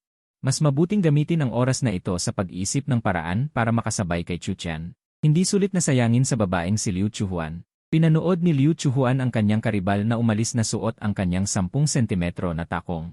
Matapos ang ilang sandali, sumunod din siyang umalis. Nakipagkita si Wei Weian kay Yam Wang sa labas. Nang makarating sa sasakyan, iniabot ni Yam Wang ang isang silver na suit jacket, binibini, mukhang naiwan ito ni Young Master Chuchan. Hindi pa tapos magsalita, nagniningning na ang mga mata ni Wei Weian at inagaw ang damit. Pagkatapos ay ibinaon niya ang kanyang ulo sa damit at huminga ng malalim. Puno ng amoy ni Chuchan. Bakit may bahid ng halimuyak ng rosas? Hindi ito galing kay Chuchan. Agad na naghinala si Wei Weian, may iba pa ba sa tabi ni Chuchan? Sa sumunod na segundo, hindi niya maiwasang bumulong, sino man yan, hindi niya pwedeng agawin sa akin si Chuchan. Pagdating sa hubog, ganda, si Wei Weian ang pinakamagaling, si Liu Chuhuan lang ang may banta, ang iba. Kumain ng tae. Pagkatapos ay isinuot niya ang damit ni Chuchan, agad niyang naramdaman na parang yakap siya ni Chuchan.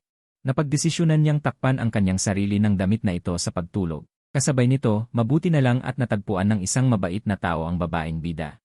Nang magising siya, napagtanto niyang nasa ospital na siya. Ang matinding sakit na dulot ng paggalaw ng kanyang katawan. Nagdulot ng pag-iba ng ekspresyon sa mukha ni Cheng. Chuchan, gusto kong magdusa ka. Sa kanyang pananaw, lahat ng ito ay kagagawa ni Chuchan. Agad siyang tumawag sa babaeng asasin. Ning An, sa pagkakataong ito, gusto kong mawala ka ng tahimik sa mundong ito. Mabilis na sinagot ang tawag.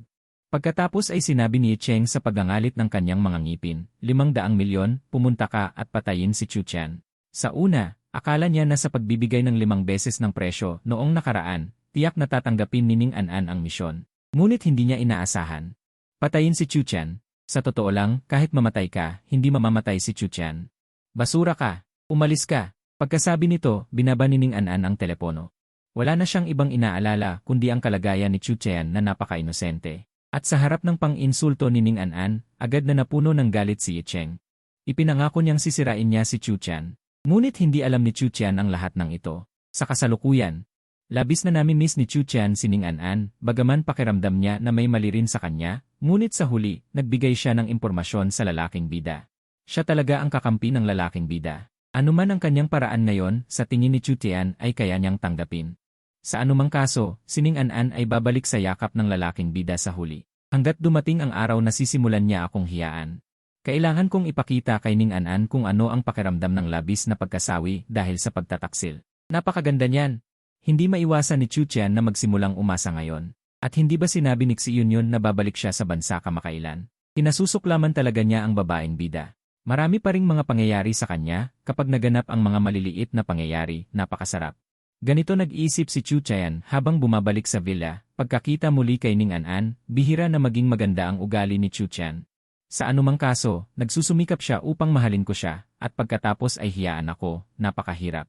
Sa tingin ni Chu Chen, kailangang iparamdam niya sa kanya ang doble ng init. Gayunpaman, hindi pa rin nasanay si Ning An sa ganitong pag-ugali ni Chu Chen, at nagtataka pa rin siya sa kanyang puso. Ngunit bago pa niya maintindihan, napansin ni Ning An na hindi na ibalik ang jacket ni Chu Chen. Nakakainis. Nagtataka kaya si Chu Chen dahil inabutan niya ng jacket si Liu Chuhuan. Ganito ang naisip ni Ning An, bigla siyang nakaramdam ng hindi maganda. At nagdesisyon na kailangan niyang bantayan ng mabuti si Liu Chuhuan. Pagkatapos, umiti siya at lumapit sa iyong tainga para bumulong, Ginoo. Mamaya, pupunta ako sa iyong kwarto para tulungan kang mag-relax. Ano sa palagay mo? Nang marinig mo ito, nagulat ka. Sa sarili niyang kwarto, talagang sumusobra na si Ning An. Araw-araw kapag umaalis ka para magklase. Palihim siyang natutulog sa iyong malaking kama na 5 metro, okay lang sana. Pero ngayon, nagmumungkahi pa siya ng ganitong mga bagay. Hindi ba niya alam kung gaano kahirap para sa iyo na makatulog araw-araw dahil sa halimuyak ng kanyang mga rosas? Gabi-gabi, napapanaginipan mo ang kung ano-ano.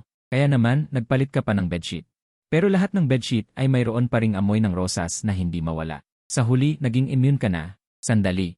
Bigla kang may naisip. Posible kayang nakatanggap si Ning An ng utos mula kay Ye Cheng ngayon at susubukan kanyang patayin.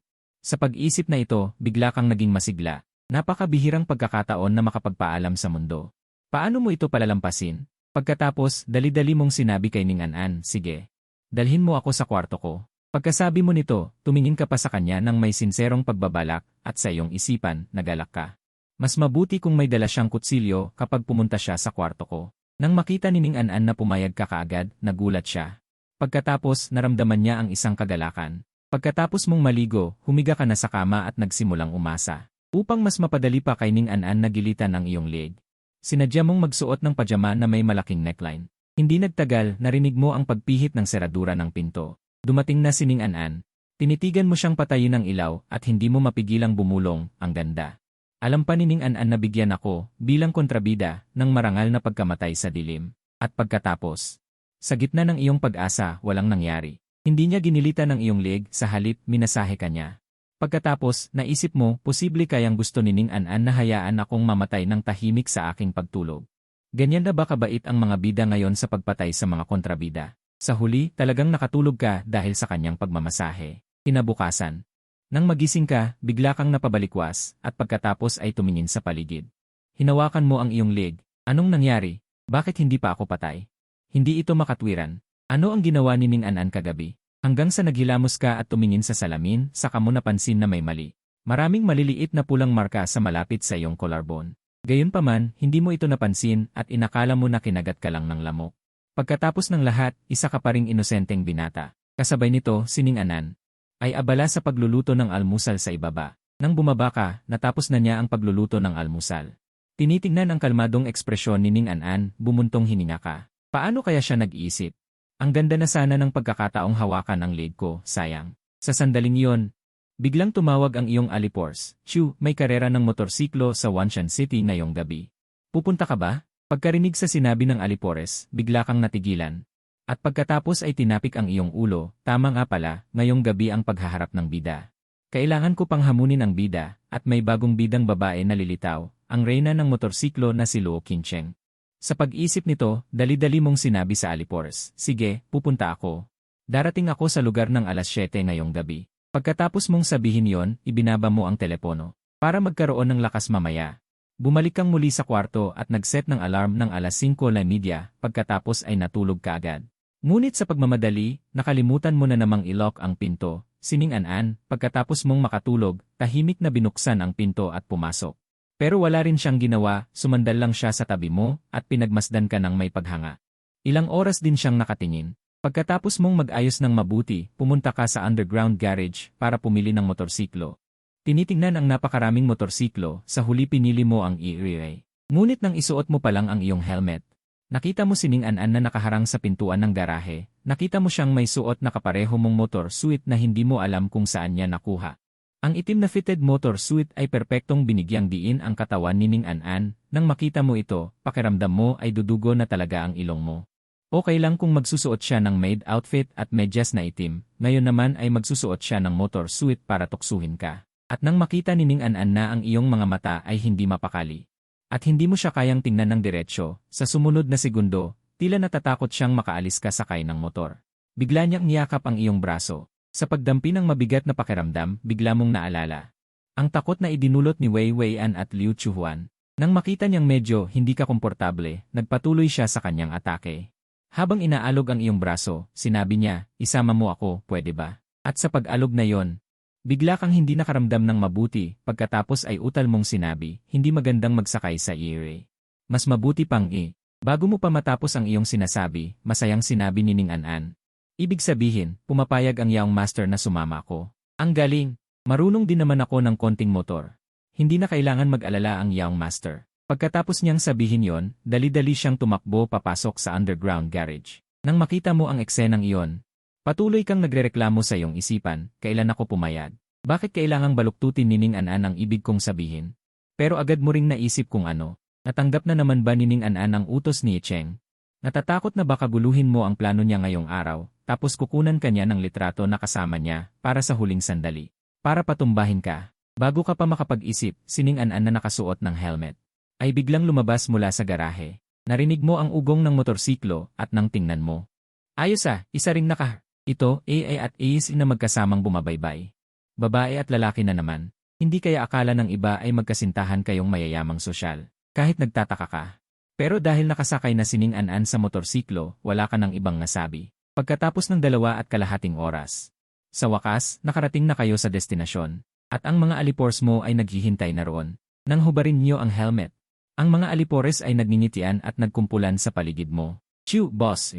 Sabi mo pa na hindi mo siya kinikimkim. Na, chew, boss. Motor date ba ito ngayon?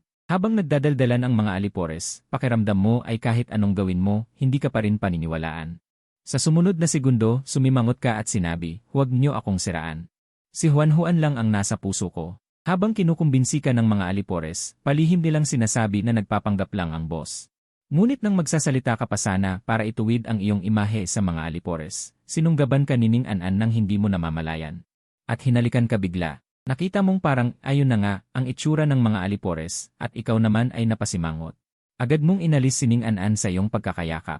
Baka kung ano pang isipin ng mga alipores. Sa sandaling iyon, may narinig kang ingay ng mga motorsiklo sa malayo. Sumilip ka at nakita mo ang sikat na tagpo sa kwento. Ang reyna ng motorsiklo na si Luo Qingcheng at si Yi Cheng ay nagtagpo sa lugar na iyon mula sa magkaibang direksyon. Sa orihinal na kwento dahil natatakpan ng helmet. Nakita lang ni Luo Qingcheng ang mga mata ni Yi Cheng na nagliliyab. Para siyang isang mabangis na hayop na sumugod sa kanyang puso kasabay ng ugong ng motorsiklo. Pagkatapos, kailangan mo lang asarin si Yi Cheng at ipakita ang galing niya sa motorsiklo. At madaling mapapasakamay ng bida si Luo Qingcheng. Paulit-ulit mong inaalala ang kwento sa iyong isipan at tuwang-tuwa ka. Sa una, akala mo na nasugatan si Yi Cheng noon ni Auda at kailangan niyang magpahinga, kaya baka hindi siya makarating ngayon. Kaya nag-alala ka pa ng matagal. Pero ngayon, nakikita mong bida talaga ang bida. Sa sandaling ito, tinitignan mo ang bida at ang kanyang kapareha na magtatagpo at sobrang saya mo. Iniisip mo na dapat itama na ang oras. Kapag nagtama na ang oras, tiyak na maaakit si Luo Qingcheng sa kagwapuhan ng bida. Pero muling nagkaroon ng hindi inaasahang pangyayari. Hindi tumigil ang kanyang motorsiklo tulad ng dati, sa halip, sumulpot ito sa tabi ni Cheng. Tumigil ang motorsiklo sa kalsada, hindi kalayuan sa iyo. Pagkatapos, bumaba si Luo Qingcheng mula sa motorsiklo at dahan-dahang tinanggal ang kanyang helmet. Ang aksyon na ito ay nagdulot ng malaking hiyawan. Tila natigilan ang mga manonood sa panonood. Si Luo Qingcheng ay tunay ng King Guo Qingcheng. Ang matingkad na pulang kasuotan ng motorsiklo ay bumabalot sa kanyang nagbabagang katawan. Kung Sining An ay nagsuot ng kasuotan ng motorsiklo, parang nagpapakita ng kanyang mga binti na nakakapukaw ng tukso. Si Luo Qingcheng na nakasuot ng kasuotan ng motorsiklo ay tunay na reyna ng motorsiklo na nagtutulak sa mga tao na sumuko. Ikaw rin ay humanga at bumuntong hininga ng ilang beses at pagkatapos. Napansin ang mga kilos ng lalaking bida. Nasaan ang lalaking bida? Halika rito at kunin ang iyong babaeng bida. Sa iyong pag-asam, agad na hinabol ni Cheng si Luo Qingcheng. Pagkatapos, tinanggal niya ang helmet sa motorsiklo. May nakakabighaning ngiti sa kanyang mukha. Sinabi niya, matagal ko nang naririnig ang pangalan ni Miss Luo. Ako si Cheng. Hindi ko alam kung maglalakas loob si Miss Luo na makipaglaban sa akin. Sa sandaling sinabi niya ito, agad itong nagdulot ng paghamak mula sa mga manonood. Sino ba siya para hamunin ang Reyna Luo? Si Reyna Luo na ang nagkampiyon sa pambansang karera ng motorsiklo sa loob ng ilang taon. Maghintay lang kayo. Ang lalaking nagngangalang ni Cheng ay siguradong naghihintay sa Reyna Luo na bigyan siya ng leksyon. Ngunit hindi pinansin ni Cheng ang mga usap-usapan sa paligid. Hindi magtatagal at ipapaalam niya sa lahat kung sino ang tunay na hari. Sa harap ng kanyang deklarasyon ng digmaan, bahagyang tumayo ng tuwid si Luo Qingcheng. Inilagay ang pulang helmet sa pilak na motorsiklo. Yi Cheng, hinahamon mo ako. Hindi ka talaga takot mamatay. Malamig ang boses ni Luo Qingcheng. Walang mababakas na emosyon. Nang marinig ito ni Yi Cheng, umiti siya ng may kumpiyansa. Ayos lang. Ako ay puno ng kumpiyansa. Kung matalo ka sa karera ng motorsiklo, ang gantimpala ay libreng pagpapalit ng kasarian. Opsyon 2, lapitan at tuksuhin si Yi Cheng. Ang gantimpala ay isang kumpletong set ng limitadong edisyon ng Ultraman. Nang marinig mo ang boses ng sistema, alam mo na dumating na ang iyong oras upang lumabas. Ngunit ang sistema ay muling nagkakagulo. Libreng pagpapalit ng kasarian pa. Magiging babae ba ako para tulungan ang lalaking bida sa kanyang kwento? Tila hindi rin naman masama. Hinaplos mo ang iyong noo. Dali-dali mong inalis ang ideyang ito sa iyong isipan. Ako si Chu Chen at ako ay magiging tunay na lalaki. Kung sa bagay, sinong lalaki ang hindi naniniwala sa liwanag? Kaya pinili ko ang Ultraman. Sa sandaling ito, para bang naramdaman mong nagkaroon ka ng kapangyarihan ng liwanag. Pagkatapos, dumiretso ka kasama ang iyong mga alipores at nagsabing mayabang, Yi Cheng. Naglakas loob ka pang magpakita sa harap ko. Sige na't ginugulo mo si Juan Juan, ngunit ngayon ay ginugulo mo na rin ang iba. Hay naku, motorsiklo pa. Sa hitsura mong yan, mas bagay sa iyo ang magmaneho ng traktora. Kung kaya mo, hamunin mo ako. Tignan mo, dudurugin kita. Pagkatapos sabihin yan, makikita sa mukha mo ang galit at kayabangan na akma sa sitwasyon. Napansin Yi Cheng sa tabi na naroroon ka rin pala. Kasunod nito, sinumpa kanya sa kanyang isipan ng sandamakmak na beses. Bakit kahit saan nakikita si Chu Chen na sagabal, at ang iyong paglitaw at panghahamon, ay nagdulot ng usap-usapan sa mga nagkukumpulan at matigas ang ulo? Bakit kahit saan naroon ang asong si Chu Chen? Imbes na dumikit kay Liu Chuhuan, nagpapanggap pa rito. Tama! Sigurado akong dudurugin ni Yi Cheng ang asong si Chu Chen. Sa oras na yon, baka wasak pa ang sasakyan at buhay ng asong si Chu Chen, di ba? Nang papalapit na si Yi Cheng para magsalita ng masasakit, nagsalita si Luo Qingcheng na kanina patahimik. Chu Chen, huwag kang makipagpaligsahan kay Yi Cheng. Narinig kong sinabi mong wala kang kasiguruhan. Hindi ganyan ang senaryo sa politika at ekonomiya. Hindi ba't dapat si Luo Qingcheng ay ningisi at sasabihin kung gayon, sabay na tayong magpaligsahan? Ngunit pagkarinig ni Yi Cheng sa sinabi ni Luo Qingcheng, bigla siyang umiti ng may pagmamayabang. Narinig mo ba? Chu Chen, dapat marunong kang tumingin sa sarili mo. Hindi ka karapat dapat makipagpaligsahan sa akin. Tiningnan ni Luo Qingcheng si Yi Cheng at saka lumapit sa iyo. Hula ng lahat na lalapitan ka ni Luo Qingcheng para bigyan ka ng leksyon. Maging si Yi Cheng ay naniniwala na ipaghihiganti ka niya. Ngunit sa sumunod na sandali, ang ngiti sa mukha ni Yi Cheng ay biglang nawala. Nakita na lang nila na lumapit si Luo Qingcheng sa iyo at hinawakan ang iyong kamay. Sa kanyang dating malamig na mukha ay bakas ang pag-aalala. Chu Chen, huwag kang magalit.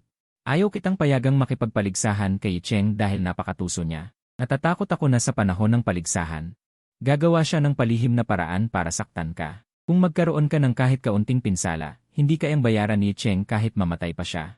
Kaya ako na lang ang bahala sa mga bagay na ito. Nang makita ng lahat ang malambing na anyo ni Luo Qingcheng, lahat sila ay nagulat. At ang sinabi ni Luo Qingcheng ay direktang nagpadilim sa mukha ni Yi Cheng. Anong sinabi mong tuso ako, binibining Luo? Panagutan mo ang mga sinasabi mo. Gusto ko lang makipagpaligsahan sa iyo. Medyo malamig ang boses ni Yi Cheng habang sinasabi ito. Tapos sinagot siya ni Luo Qingcheng. Hindi mo ba nakikitang kausap ko si Chu Chen? May karapatan ka bang sumabat? Umalis ka. Pagkatapos sabihin yan, sinamaan pa ni Luo Qingcheng ng tingin si Cheng. Nang makita ang eksenang ito, isa lang ang nasa isip mo, tapos na. Bakit naging bakla rin si Luo Qingcheng? Anong gagawin ko? Dadaganan din kaya niya ako tulad ni Liu Chuhuan at Vivian? Hindi pwede yan. Wala na akong pangatlong kamay. Ibig sabihin ba nito, kailangan kong magpabuhat kay Luo Qingcheng sa huli? Pagkatapos murahin si Cheng, agad na lumingon si Luo Qingcheng at nakita ang iyong ekspresyon na may halong takot. Agad siyang nakaramdam ng sakit at sisihin sa sarili. Nagmamadaling pagaanin ang loob, Chuchen, huwag kang matakot. Hindi kita pinapagalitan, si Cheng ang pinapagalitan ko. Mas gusto ko pang ako ang pagalitan mo. Ang iyong mga mata ay patuloy na nagpapakita ng kawalan ng pag-asa. Ito ay labis na ikinatakot ni Luo Qingcheng. Agad na pumatak ang kanyang mga luha. Para bang nababaliw na siya sa pagbangga sayo. Ano ba yan? Bakit ba ang dali na lang umiyak ng mga tao? Iniisip ba nila na ang tulad nilang alipors na kontrabida ay kolektor ng luha? Habang mas komplikado ang ekspresyon mo, mas lalong umiiyak si Luo Qingcheng. Sa huli, hindi na niya nakayanan pa. Dumiretso na siya sa iyong yakap at umiyak. Sa muling pagkikita niya sa iyo, wala na talaga siyang gustong gawin pa. Gusto lang niyang maramdaman ang iyong init sa iyong yakap, hindi katulad noong nakaraang buhay niya. Sa harap ng iyong lapida paulit-ulit na nagsasalita, hindi kailanman makakalimutan ni Luo Qingcheng kung paano kanya pinahiya noong nakaraang buhay. Hindi niya kailanman naibigay sa iyo ang isang mainit na ngiti, at patuloy pa siyang nangungutya sa iyo. Ngunit noong hinahabol siya ng mga tao noong nakaraang buhay, ang sumaklolo sa kanya ay hindi si Cheng na kanyang iniisip, kundi ikaw na nagmamaneho ng motorsiklo sa gitna ng bala. Ngunit bago pa man makapag-react si Luo Qingcheng, patay ka na sa kamay ni Cheng, ang isang hamak na tao, nang tunay na niyang maintindihan na ikaw ang kanyang mahal. Kayo ay nasa magkabilang mundo na. Sa huli, sumakay si Luo Qingcheng sa motorsiklo at sumugod sa lugar kung saan ka nahulog. Doon lamang niya naramdaman ang nag-iisang kaunting aliw. Pagkatapos, nawala ng malay si Luo Qingcheng sa malamig na tubig ng dagat. Hindi niya akalain na siya ay pagpapalain ng langit. Sa pagdilat ng kanyang mga mata, siya ay muling nabuhay. Ipinangako ni Luo Qingcheng na sa pagkakataong ito, poprotektahan ka niya. Ibibigay niya sa iyo ang lahat ng init, pag-aalala, at pagmamahal. Para naman kay Cheng, pagbabayaran siya ni Luo Qingcheng ng dugo. Ang mga nagkukumpulan ay nagtataka kung ano ang nangyayari. Bakit biglang umiyak ang reyna ng motorsiklo habang yakap si Chuchen? Labis na nag-aalala si Luo Qingcheng kay Chuchen at napakabait niya. Nahuli ba ni Luo ang isang bagay tungkol kay Chuchen, o gumamit ba si Chuchen ng isang bagay na hindi patas? Hindi maintindihan ng mga tao, lalo namang hindi maintindihan ni Cheng. Malinaw na ngayon lang nakita ni Luo Qingcheng si Chuchen. Hindi ba't umaasa lamang siya sa mga lalaking mas malakas sa kanya? Ano ba si Chuchen? Hindi pa ako nakakaganti sa kanya sa panloloko niya sa akin noong nakaraan. Ngayon, narito na naman siya para gumulo. Sa sandaling ito, galit na galit si Cheng. Gusto na niya agad na atakihin ka. At sining-an na nakatayo sa likod mo habang pinapanood ang eksena sa harap niya. Nagbuka ng bibig, ngunit sa huli ay walang nasabi. Sa tuwing pupunta siya sa iyong libingan noong nakaraang buhay, nakikita niya si Luo Qingcheng. Ang huling pagkabaliw at pagmamahal ni Luo Qingcheng ay nagdulot sa kanya ng paggalang. Ngunit, anuman ang mangyari, hinding-hindi ibibigay ni Ning An ang tangang ito. Ngayon lang magkakaroon ng pagkakataon si Luo Qingcheng na yakapin ka. Kung gusto pa niyang yakapin si Chuchen sa susunod, kailangan muna niyang tanungin si Ning An. Pagkatapos ilabas ni Luo Qingcheng ang kanyang emosyon. Kaya medyo hindi siya komportable na bumangon mula sa'yo. Pasensya na, Chuchen. Masyado lang akong emosyonal. Nakatingala sa'yo si Luo Qingcheng, namumula ang mga mata, nakakaawa. Sa mga sandaling ito, sa loob-loob mo'y galit kang bumubulong kay Luo Qingcheng. Kung emosyonal ka, bakit hindi mo yakapin ang bida? Inaapi mo lang ako dahil kontrabida ako. Wala bang karapatang pantao? Bago ka pa makapag-isip ng anumang sasabihin, si Ning An at Tang si Luo Qingcheng na ang kusang umatake. Sa sumunod na segundo, niyakap niya ang braso mo. Miss Luo, magpakarespeto ka. Pagkakita ni Luo Qingcheng kay Ning An, lumaki ang kanyang mga mata, at pagkatapos ay makahulugang sinabi, magpakarespeto ako. Nangahasabihin niya ni Miss Ning, kung gayon maglaban-laban tayo. Tingnan natin kung sino ang makakarating sa dulo. Nakakaawa ka, dahil kagagaling mo lang mula sa atake ng luha, at nakakasakal na yakap ni Luo Qingcheng, at muli kang nahulog sa isang kapaligirang puno ng tensyon. Sinasabi ko lang, maaari bang igalang ninyo ang bida? Hindi ba niyo nakikita na nag-iisa siya doon at parang pipi? Sumunod kayo sa istorya, magmadali kayo at makipagkumpetensya sa bida. Galit kang bumubulong sa iyong isipan. Ngunit sa iyong mukha, nagpapakita ka pa rin ng kawalan ng magawa. Tila narinig nila ang iyong mga bulong, sa huli ay nagkatinginan sina Ning An at Luo Qingcheng at malamig na bumuntong hininga. Hindi na sila nagpatuloy sa pagtatalo. Pagkatapos, muling nagpakita ng malambing na ngiti sa mukha si Luo Qingcheng. Chuchen, Maaari mo ba akong suportahan dito? Panoorin mo akong talunin si Icheng para makaganti para sa'yo. Bago ka pa makasagot, agad na bumaling si Luo Qingcheng at lumapit kay Icheng. Pinanood mo ang kanyang likod at sa wakas ay nakahinga ka ng maluwag. Magbago man si Luo Qingcheng, hindi ba't ito ang pagsisimula ng kompetisyon sa bida? Siguro sa gitna ng kompetisyon, si Luo Qingcheng biglang matutuklasan ang kabutihan ng bida. Paano kung pagbalik ni Luo Qingcheng mula sa kompetisyon ay bigla niyang sampalin ang sarili at sabihin na nagkunwari lang siya kanina? Sa ngayon, maaari mo lamang aliwin ang iyong sarili sa mga ideyang ito. Sa sandaling ito, lumapit si Luo Qingcheng kay Icheng. Basura, hindi ba't gusto mong makipagkumpetensya sa akin? Hayaan mong turuan kita ng reyna kung paano maging tao.